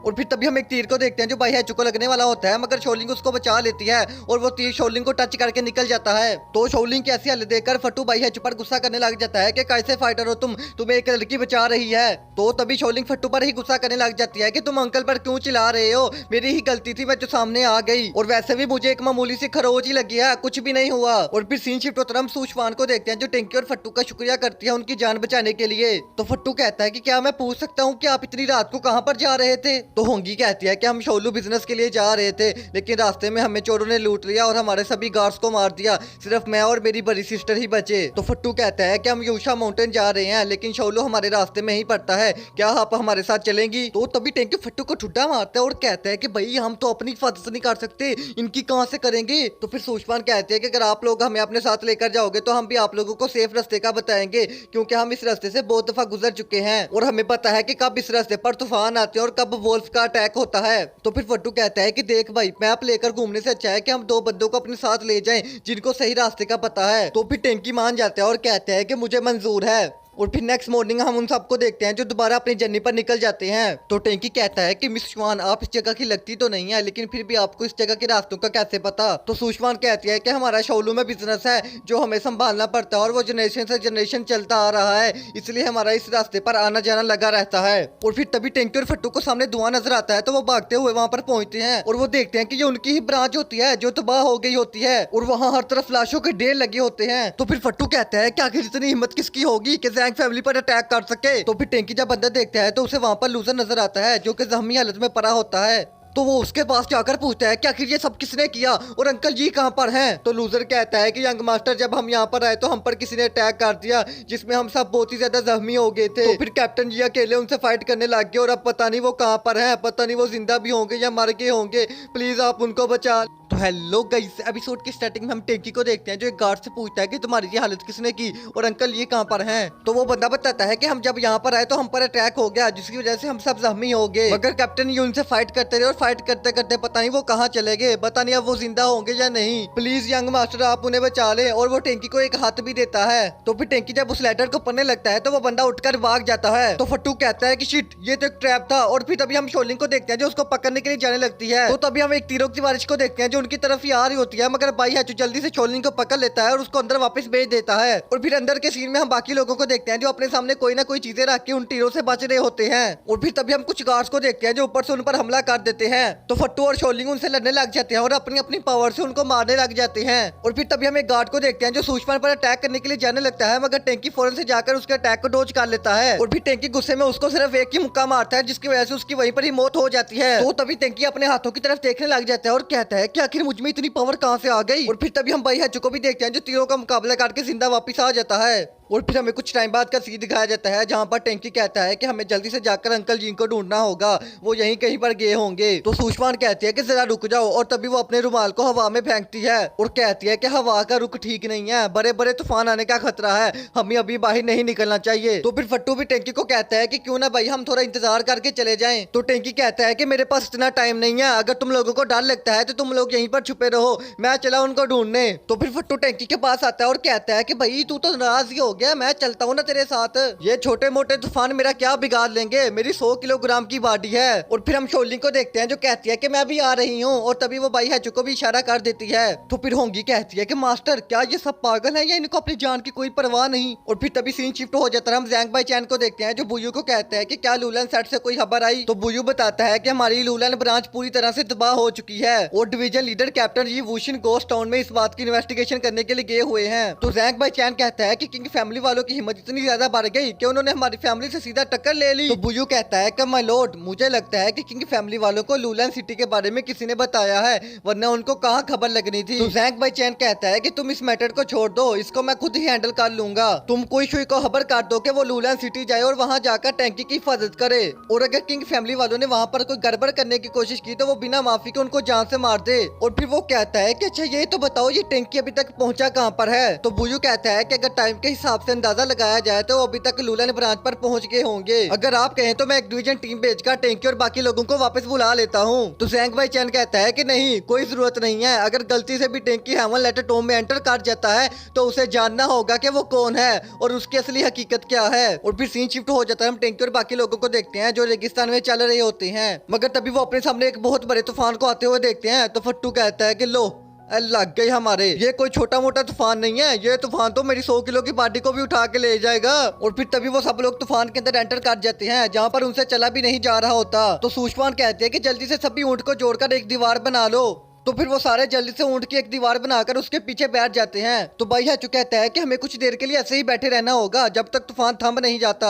और ये उसके कहने की ही देर थी कि वहाँ पर डेजर्ट के मॉन्स्टर आ जाते हैं जिन्हें देखकर कैम्बल भागने लग जाते हैं और उनकी दीवार टूट जाती है जिसकी वजह से वो इधर उधर उड़ने लग जाते हैं। मगर तभी हम बाई हैचू को देखते हैं जो रस्सी डालकर टैंकी को पकड़ लेता है। तो टैंकी कहता है कि मुझे छोड़ दो, अगर तुमने मुझे ना छोड़ा तो तुम भी मेरे साथ उड़ जाओगे। तो फट्टू कहता है कि हम तुम्हें नहीं छोड़ेंगे, अगर हम मरेंगे तो हम साथ ही मरेंगे। मगर टैंकी चाकू निकालकर खुद ही रस्सी को काट देता है और वो और सुषमान दोनों एक साथ उड़ जाते हैं। और फिर हम रात का सीन देखते हैं जहाँ पर हम टैंकी को देखते हैं जो सुषमान के ऊपर लेटा होता है और तभी वो उठता है और सुषमान को उठाने की कोशिश करता है मगर वो नहीं उठती। तो टैंकी उसके मुंह में मुंह डालकर उसको किस करने लगता है। जो इरादे बता दूं तुमको शर्मा ही जाओगी तुम। मगर तभी सुषमान उठ जाती है और उसको एक थप्पड़ मारती है और कहती है कि क्या कर रहे थे तुम। तो टैंकी कहता है कि अजीब लड़की हो, मैं तो बस तुम्हें उठाने की कोशिश कर रहा था पर तुमने तो मुझे ही थप्पड़ मार दिया। और फिर हम सुषमान को देखते हैं जो उठकर चलने लगती है मगर वो वहीं पर ही गिर जाती है। तो टैंकी कहता है कि क्या तुम ठीक हो। और तभी हम उन डेजर्ट क्रीचर को भी देखते हैं जो वहाँ पर आ जाते हैं। तो सुषमान कहते हैं कि हमें जल्दी से यहाँ से भागना होगा। तो फिर टैंकी उसको अपनी गोदी में उठाकर भागने लग जाता है और उसको एक गुफा के अंदर ले आता है और कहता है कि आखिर ये क्रीचर कौन है जो हमारा पीछा कर रहे हैं। तो सुषमान बताती है कि ये ब्लैक टूथ बीस्ट हैं जो कि रेत में रहते हैं और इनको आंधी तूफान से कोई भी फर्क नहीं पड़ता और ये ज्यादातर अपना शिकार रात के अंधेरे में करते हैं। और फिर तभी हम नीतैन को देखते हैं जिसे वहाँ पर एक कंकाल नजर आता है तो वो उसे जाकर चेक करने लग जाता है और फिर उसे उसके पास एक बैज मिलता है जो कि जापानीज का होता है। तो वो कहता है ये तो एक जापानीज सोल्जर है। और फिर वो जब उस कंकाल की और ज्यादा तलाशी लेता है तो उसे उसके पास एक राइफल मिलती है। तो वो कहता है कि ओ ये तो बड़े काम की चीज है। और फिर तभी हम दो क्रीचर को देखते हैं जो गुफा के अंदर आकर टैंकी पर अटैक कर देते हैं मगर टैंकी जल्दी से राइफल पकड़कर एक क्रीचर को शूट कर देता है। और फिर जब दूसरा क्रीचर उस पर अटैक करने के लिए आता है तो वो उसके अटैक को भी बड़ी मुश्किल से डोज कर लेता है और उसको भी जान से मार देता है। मगर तभी हम एक और क्रीचर को देखते हैं जो सुषमान को अपने साथ लेकर जाने लगता है। तो टैंकी कहता है कि एक कमीने, लड़ना है तो मुझसे लड़, लड़की में क्या रखा है। और फिर टैंकी जल्दी से जाकर उस क्रीचर की टांग को पकड़ लेता है और कहता है कि छोड़ दे उसे। तो फिर वो क्रीचर सुषमान को छोड़ देता है और टैंकी पर अटैक करने के लिए आगे बढ़ने लगता है। और फिर तभी हम देखते हैं कि अचानक से उस क्रीचर का सर काट जाता है और जमीन पर गिर जाता है और ये काम किसी और ने नहीं बल्कि बाई हैचू ने किया होता है। और फिर फट्टू और शोलिंग भी वहां पर आ जाते हैं और कहते हैं कि टैंकी शुक्र है कि हमने तुम्हें ढूंढ लिया और तुम मरे नहीं हो। तो टैंकी कहता है कि अबे इतनी जल्दी नहीं मैं मरने वाला, तो टेंशन न ले। तो भाई लोग आगे की एक्सप्लेनेशन करने से पहले हमारी एक जरूरी अनाउंसमेंट है जो आप लोगों के लिए है। जैसा कि आप लोगों को पता है कि हमारे 30 के सब्सक्राइबर पूरे हो चुके हैं और ये मैंने नहीं किए, ये आप लोगों ने ही किया है। मैं आप लोगों को ही क्रेडिट दूंगा। एंड मैंने आप लोगों से कहा था कि जब हमारे 30 के सब्सक्राइबर पूरे होंगे हम एक Q&A करेंगे, ठीक है। तो आप लोगों का जो जो भी क्वेश्चन होगा वो आप इस वीडियो के नीचे कमेंट कर सकते हैं। हम नेक्स्ट वीडियो में या उससे अगली वीडियो में सारे क्वेश्चन का आंसर करेंगे, ठीक है। एक प्रॉपर सी Q&A वीडियो बनाएंगे। समझ रहे हो ना तुम लोग, भाई लोग समझ रहे हो ना। बहुत होगी बकचोदिया, वापस एक्सप्लेनेशन शुरू करते हैं। और तभी हम बहुत सारे क्रीचर को देखते हैं जो वहां पर आ जाते हैं। तो भाई हाचू कहता है कि तुम लोग साइड पे हो जाओ, इनको मुझ पर ही छोड़ दो। और फिर हम भाई हाचू को देखते हैं जो अपनी फास्ट स्पीड का यूज करते हुए उन सब क्रीचर को बड़ा इजीली मारी जा रहा होता है।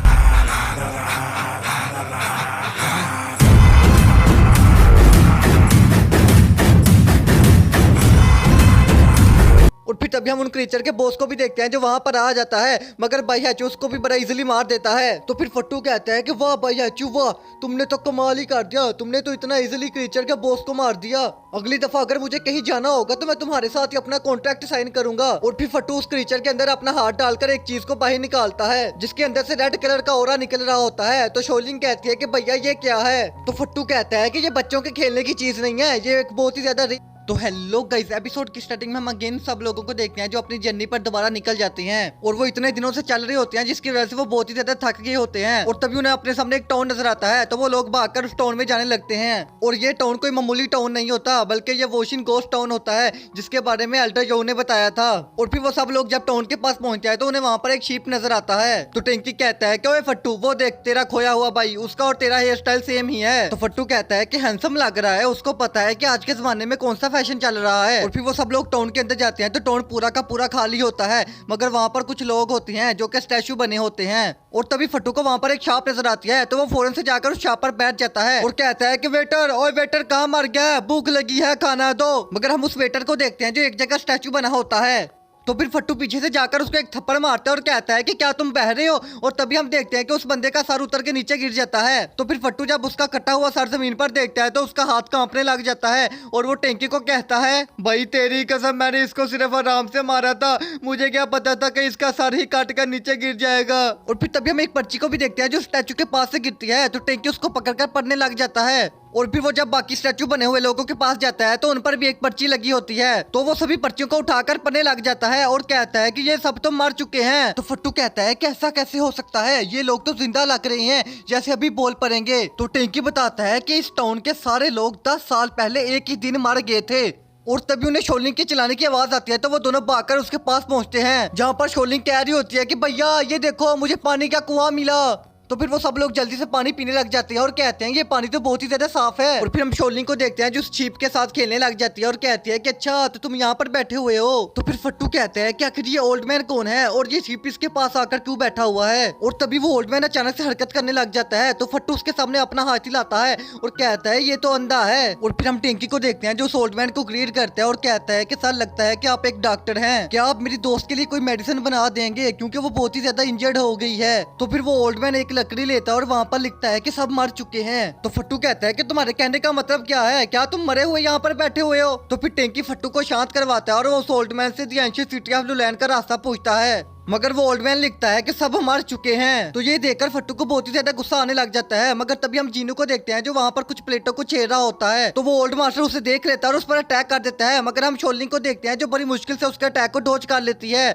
और वो जीनू को बचा लेती है। और तभी हम भाई हैचू को भी देखते हैं जो उस ओल्ड मैन पर अटैक कर देता है, मगर वो ओल्ड मैन उसके अटैक को भी बड़ा इजीली डॉज कर लेता है। तो फिर भाई हैचू पीछे हट जाता है और कहता है कि सर हमें माफ कर दें, हम गलती से यहाँ पर आ गए हैं। और वो ऐसा इसलिए करता है क्योंकि उसे ओल्ड मैन की पावर का अंदाजा हो गया होता है कि वो कितना ज्यादा पावरफुल है। और फिर तभी भाई हैचू सब लोगों को कहता है कि जल्दी चलो यहाँ से। तो फिर फट्टू भाई हैचू को ताने मारने लग जाता है कि भाई हैचू क्या हुआ, क्या तुम एक अंधे आदमी को नहीं हरा सके, कैसे फाइटर हो तुम, मैंने तुम पर 30,000 सिल्वर युआन खर्च किए हैं। और फिर सीन शिफ्ट होता है, हम सबको एक पहाड़ी के ऊपर देखते हैं जहाँ पर भाई हैचू एक घर के अंदर जाने लगता है, तो तभी कुछ तीर उस पर अटैक कर देते हैं, मगर वो उनके अटैक से बच जाता है। और फिर वो जब कमरे के अंदर चेक करने जाता है तो अंकल जी उस पर अपने कंपास से अटैक कर देते हैं। तो टेंकी कहता है ये तो अंकल जी का कंपास है, मतलब अंकल जी यहीं पर हैं। और फिर हम अंकल जी को देखते हैं जो बहुत ही ज्यादा जख्मी हालत में होते हैं। तो टेंकी कहता है कि अंकल जी आप कैसे हैं? तो अंकल जी कहते हैं कि टेंकी तुम यहाँ पर क्या कर रहे हो? क्या क्लैन लीडर को इस बारे में पता है कि तुम यहाँ पर आए हुए हो? तो टेंकी कहता है कि हाँ उन्हें पता है, उन्हें आपकी बहुत ही ज्यादा फिक्र हो रही थी इसलिए उन्होंने ही मुझे यहाँ पर भेजा है। तो तभी फट्टू भी बोल पड़ता है कि हाँ हाँ टेंकी बिल्कुल ठीक कह रहा है। अगर आपको यकीन नहीं तो ये देखे अंकल भाई चैन ने हमारे साथ एक फाइटर भी भेजा है जो हमारी हिफाजत करता है। तो फिर अंकल जी भाई हैचू का शुक्रिया करते हैं कि उन्होंने टेंकी को पूरे रास्ते तक सेफ रखा और यहाँ तक लेकर आए। और फिर वो भाई हैचू को कहते हैं कि क्या आप मेरा एक और काम कर देंगे, क्या आप इनको वापस इनके घर छोड़ आएंगे? तो टेंकी कहता है कि अंकल जी जब तक आप ठीक नहीं हो जाते मैं कहीं भी नहीं जाने वाला। तो फिर अंकल जी कहते हैं कि अच्छा ठीक है, पर ये बताओ जब तुम इस टाउन में आए तो क्या तुम किसी से मिले? तो टेंकी कहता है कि मैं एक अंधे डॉक्टर से मिला, वो तो बस मेरे दोस्त को जान से मारने ही वाला था, मेरा दोस्त तो बड़ी मुश्किल से बचा। और अंकल जी मैं आपको एक बात बताऊं, इस टाउन में जितने भी लोग थे वो 10 साल पहले एक ही दिन मरे, और वो जो अंधा आदमी है वो कोई मार्शल मास्टर लगता है, हत्ता के भाई हैचू भी उसका मुकाबला नहीं कर सका। तो फिर अंकल जी बताते हैं कि उसका नाम वूशिन है और वो सच में एक मार्शल मास्टर है, और ये जो तुम मेरी सारी चोटें देख रहे हो ये मुझे उसने ही दी हैं। और फिर तभी सीन शिफ्ट हो जाता है, हम लॉर्ड रो को देखते हैं जो बात कर रहा होता है कि आज 5 साल बाद हम मिल रहे हैं। तो जैंग भाई चैन कहता है कि हाँ बिल्कुल, जब से वो टेंजिन बॉक्स गायब हुआ था तुम तो मुझसे मिलने ही नहीं आए। और फिर सीन दोबारा से शिफ्ट होता है, हम प्रिंस हानियोन और उसके साथियों को देखते हैं जो गोस्ट टाउन में आते हैं। तो उसका एक गार्ड बताता है कि मास्टर हमने कैप्टन जी का यहाँ तक पीछा किया, मगर इसके बाद जब वो टाउन में गया तो वहाँ से गायब हो गया, उसका कोई भी नामो निशान न मिला। तो फिर प्रिंस हानियोन कहता है कि अब मैं आ गया हूँ ना, अब मैं खुद इन सबको देख लूंगा। और तभी वो गोस्ट टाउन के अंदर एंटर कर जाता है। तो हेलो गाइस, एपिसोड शुरू करने से पहले 2 अनाउंसमेंट की जाती हैं। पहली अनाउंसमेंट ये कि जो हमारी Q&A वाली वीडियो है वो तैयार हो रही है और वो कल अपलोड हो जाएगी। और दूसरी अनाउंसमेंट ये कि हम एक सीरीज को सेकंड चैनल पर अपलोड कर रहे थे, मगर वो चैनल हमारा डिसेबल हो गया है, जिस वजह से उस सीरीज को हम अपने मेन चैनल पर ही कंटिन्यू करेंगे। एंड अगर तुम लोगों ने ये सीरीज नहीं देखी तो क्या करो यार भाई लोग, जल्दी से जाकर देखो, मैंने इसके ऑलरेडी 18 एपिसोड अपलोड कर दिए हैं। तो हेलो गाइस, एपिसोड की स्टार्टिंग में हम प्रिंस हानियोन और उसके सभी गार्ड्स को देखते हैं जो वूशिन गोस्ट टाउन में एंटर कर जाते हैं, जहां वो एक घर के सामने जाकर रुक जाते हैं क्योंकि उस घर की लाइट ऑन होती है, और कहते हैं कि कैप्टन जी जल्दी से बाहर आ जाओ, हमने तुम्हें ढूंढ लिया है, अब तुम्हारे बचने का कोई और रास्ता नहीं है, अगर तुम खुद ही सरेंडर कर दो तो क्या पता हम तुम्हें माफ कर दें। मगर तभी हम एक पहाड़ी की चोटी पर भाई हैचू को देखते हैं जो इन्हें ही देख रहा होता है, और फिर वो इनके पास चला जाता है। तो तभी हम टेंकी को भी देखते हैं जो कहता है कि मैं भी वहां पर जाऊंगा, मगर फट्टू से समझाने की कोशिश करता है कि तुम वहां पर जाकर क्या करोगे, तुम्हारे पास तो कोई पावर्स भी नहीं है और ना तुम्हें मार्शल आर्ट आती है। मगर टेंकी कहता है कि मैं फिर भी जाऊंगा, और फिर वो जीनो को कहता है कि तुम मिस चुआन का ध्यान रखना, मैं जल्दी से होकर आया। और फिर दूसरी तरफ हम किंग फैमिली के गार्ड्स को देखते हैं जो उस घर पर आग लगा रहे होते हैं, मगर तभी उस घर के अंदर से वूशिन बाहर आ जाता है और कहता है कि 10 साल हो गए मैंने इस ब्लेड को इस्तेमाल नहीं किया, लगता है कि आज इसका टाइम आ ही गया। और फिर तभी वो उन सब गार्ड को बड़े ही बेरहम तरीके से मारने लग जाता है और कहता है कि चले जाओ यहाँ से वरना तुम में से कोई जिंदा नहीं बचेगा। तो फिर हम किंग जियाओ को देखते हैं जो उस पर अटैक करती है, मगर वो उसके अटैक को बड़ी आसानी से डोज कर लेता है, और फिर वो जब उससे फाइट करने के लिए आती है तो वो उसके हर अटैक को बड़ा इजीली डोज कर रहा होता है। और फिर हम प्रिंस को भी देखते हैं जो उस पर अटैक कर देता है, मगर वो ओल्ड मैन उसके अटैक को भी डोज कर लेता है। तो फिर वो दोनों मिलकर उस ओल्ड मैन पर अटैक करते हैं, मगर वो ओल्ड मैन उन दोनों के अटैक को भी डोज कर लेता है।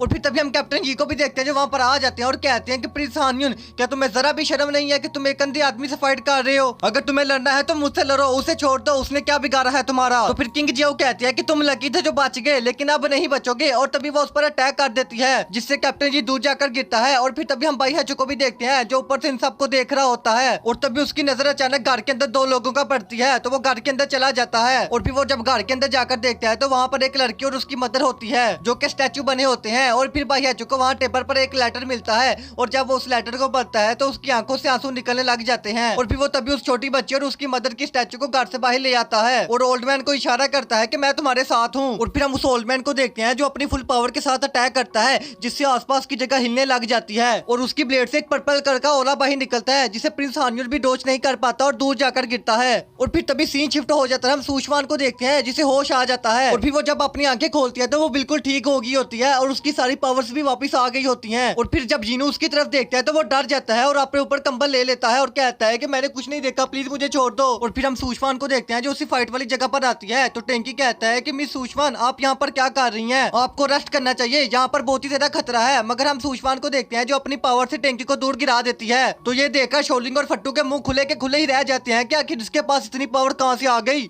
और फिर सूचवान उस ओल्ड मैन के पास जाती है और अपनी पावर से उसको भी पकड़ लेती है और जान से मारने लग जाती है, मगर वो तो पहले ही मरा हुआ है। तो फिर हम भाई हाचू को देखते हैं जो उस ओल्ड मैन को बचाने के लिए जाता है, मगर सूचवान अपनी पावर से उसको भी दूर गिरा देती है और उस ओल्ड मैन को भी जख्मी करके नीचे फेंक देती है। तो फिर भाई हाचू जब उसकी पावर देखता है तो वो बहुत ही ज्यादा हैरान हो जाता है और कहता है ये तो ड्रैगन कंट्रोलर लेवल पर है। और फिर तभी सूचवान वहाँ एक पजल को सॉल्व करने लगती है जिससे आसपास की जगह हिलने लग जाती है और तभी जमीन के अंदर एक दरवाजा ओपन हो जाता है और टैंकी उसके अंदर गिर जाता है और ये दरवाजा कोई और नहीं बल्कि हेमलेटर टॉम का दरवाजा होता है। और फिर सूचवान भी उसके अंदर चली जाती है। तो प्रिंस हान्युन कहता है कि जल्दी चलो, हमें भी अंदर जाना होगा और वो लोग भी उस दरवाजे के अंदर चले जाते हैं, मगर हम फट्टू को देखते हैं जो उस दरवाजे के अंदर जाने की कोशिश करता है, मगर वो दरवाजा बंद हो जाता है।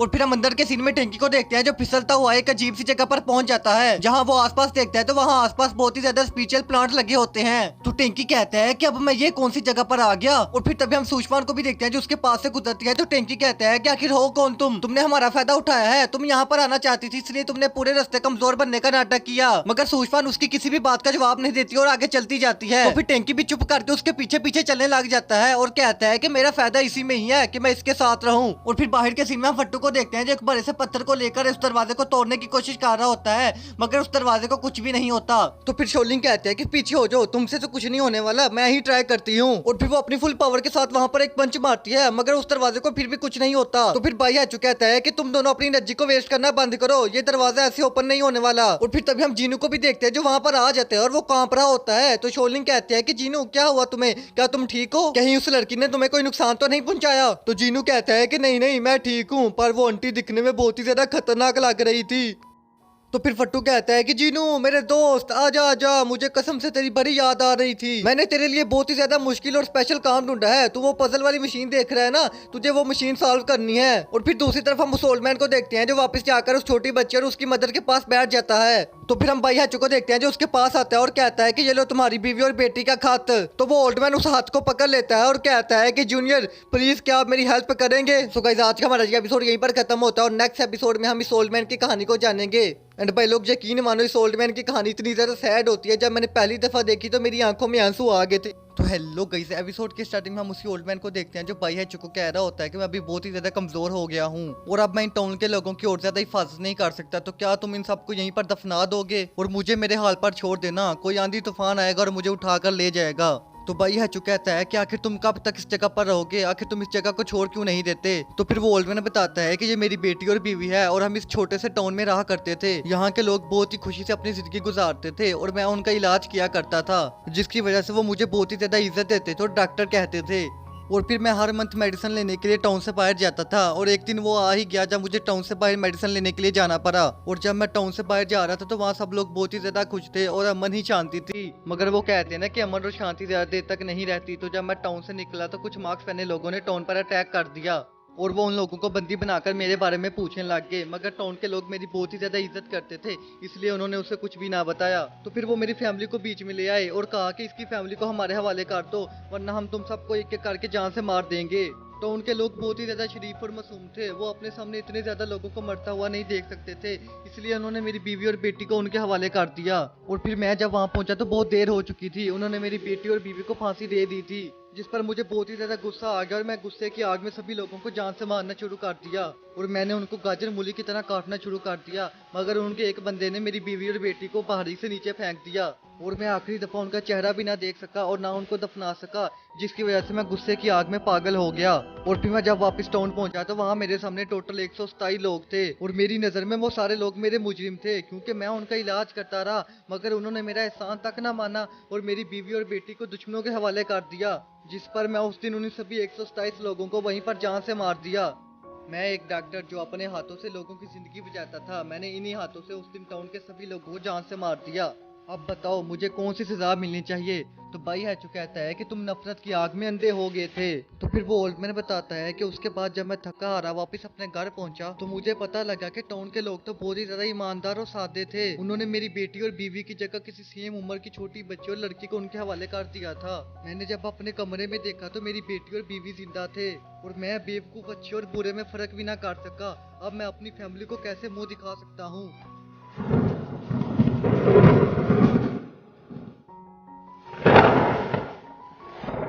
फिर मेरी फैमिली ने जब टाउन के सभी लोगों को मरा हुआ देखा तो वो इस सदमे को बर्दाश्त न कर सके और उन दोनों ने भी पहाड़ी से कूदकर अपनी जान दे दी। मैंने अपनी इन आंखों से टाउन के कितने लोगों की जिंदगी को बचाया, मगर अब वो सब मर चुके हैं। आखिर क्या फायदा मेरी इन आंखों का अगर मैं अच्छे और बुरे में फर्क ना कर सका। मुझे तो मौत से बदतर सजा मिलनी चाहिए, अगर उससे भी बदतर कोई सजा है मुझे तो वो मिलनी चाहिए। और फिर मैंने खुद ही अपनी आंखों को निकाल कर फेंक दिया। मुझे ऐसी आंखें बिल्कुल भी नहीं चाहिए जो मुझे अच्छे और बुरे का फर्क ना दिखा सके। यार तुम्हारा भाई बहुत ही ज्यादा सच लोंडा है, पर जब मैंने ये स्टोरी पहली दफा देखी ना, ओए होए मेरी आंखों में आंसू आ गए थे यार, मतलब इतनी सैड स्टोरी। और फिर वो ओल्ड मैन कहता है, मैं बदकिस्मत, ना मैं जी सका ना मैं मर सका, ना मुझे मौत ने अपनाया ना मुझे जिंदगी ने अपनाया। तुम ही बताओ क्या मैं अब भी सुकून की मौत डिजर्व करता हूँ? मैं जैसे जी रहा हूँ यही मेरी सजा है। तो फिर भाई हैचू कहता है कि अच्छा अब तुम मुझसे क्या चाहते हो? तो वो ओल्ड मैन कहता है कि मैं अभी तक इसलिए जिंदा हूँ क्योंकि मैंने अपने क्लैन वालों से प्रॉमिस किया था, मगर मुझे नहीं लगता कि वो आएंगे।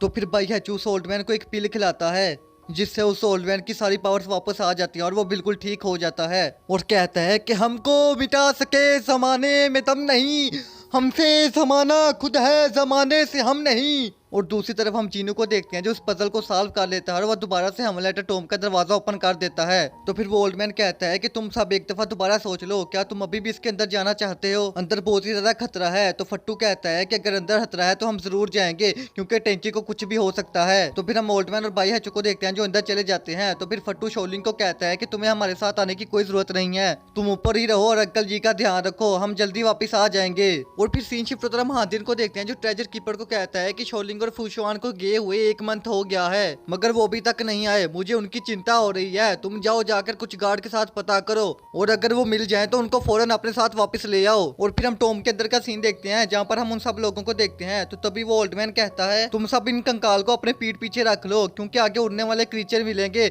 उनसे बचने में आसानी होगी। और फिर हम शोलिंग को भी देखते हैं जो वहाँ पर आ जाती है और कहती है कि भैया भैया देखो मैं भी आ गई। तो फट्टू कहता है कि तुम यहाँ पर क्या कर रही हो? मैंने तुम्हें बोला था ना कि तुम अंदर नहीं आओगी और बाहर आकर अंकल जी का ध्यान रखोगी। तो शोलिंग कहती है कि मैं अंकल जी के लिए सारे इंतजाम कर रही हूँ, उनको कोई फिक्र नहीं होगी। तो फिर फट्टू कहता है कि अच्छा अच्छा ठीक है, अब ये कंकाल को अपनी पीठ पीछे उठा लो। तो शोलिंग जब उस कंकाल को देखते है तो कहती है कि ओ ये तो कितने अजीब है और इनको कितनी बदबू आ रही है, मैं नहीं इनको उठाने वाली। तो भाई हैचू कहता है कि अगर तुम क्रीचर से बचना चाहती हो तो चुप करके इसको अपने पीछे उठा लो। और फिर दूसरी तरफ हम किंग फैमिली वालों को देखते हैं जो उन क्रीचर से फाइट कर रहे होते हैं और कहते हैं कि आखिर ये क्रीचर है क्या चीज। और फिर सीन शिफ्ट होता है, हम टेंकी और सूशवान को देखते हैं दो एंशिएंट सिटी ऑफ लुलैंड पहुंच जाते हैं। तो टेंकी कहता है कि मैं इस जगह को जानता हूँ। तो सूशवान कहती है कि क्या तुम पहले भी इस जगह पर आ चुके हो? आखिर तुम कब आए यहाँ पर, बताओ मुझे। तो टेंकी कहता है कि नहीं नहीं मैं बुक्स कुछ ज्यादा ही पढ़ता हूँ, मैंने वहाँ पर इस जगह को देखा था, मैं तो यहाँ पर अपनी पूरी जिंदगी में पहली दफा आ रहा हूँ। तो सूशवान कहती है कि अगर ये झूठ निकला तो मैं तुम्हें छोड़ूंगी नहीं, तुम्हारा सूप बनाकर कुत्तों को खिला दूंगी। तो टेंकी कहता है कि अजीब लड़की हो, मैंने पूरा रास्ता तुम्हारी देखभाल की और तुम्हें बचाया और अब तुम मुझे धमकियां दे रही हो।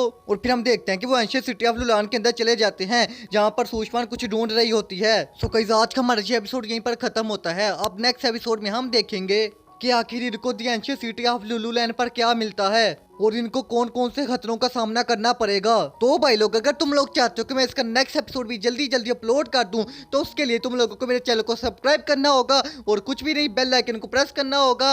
अब मैं चलता हूँ, टाटा बाय बाय टुरुरु। Desvíes la mirada, quédate cerca de mí.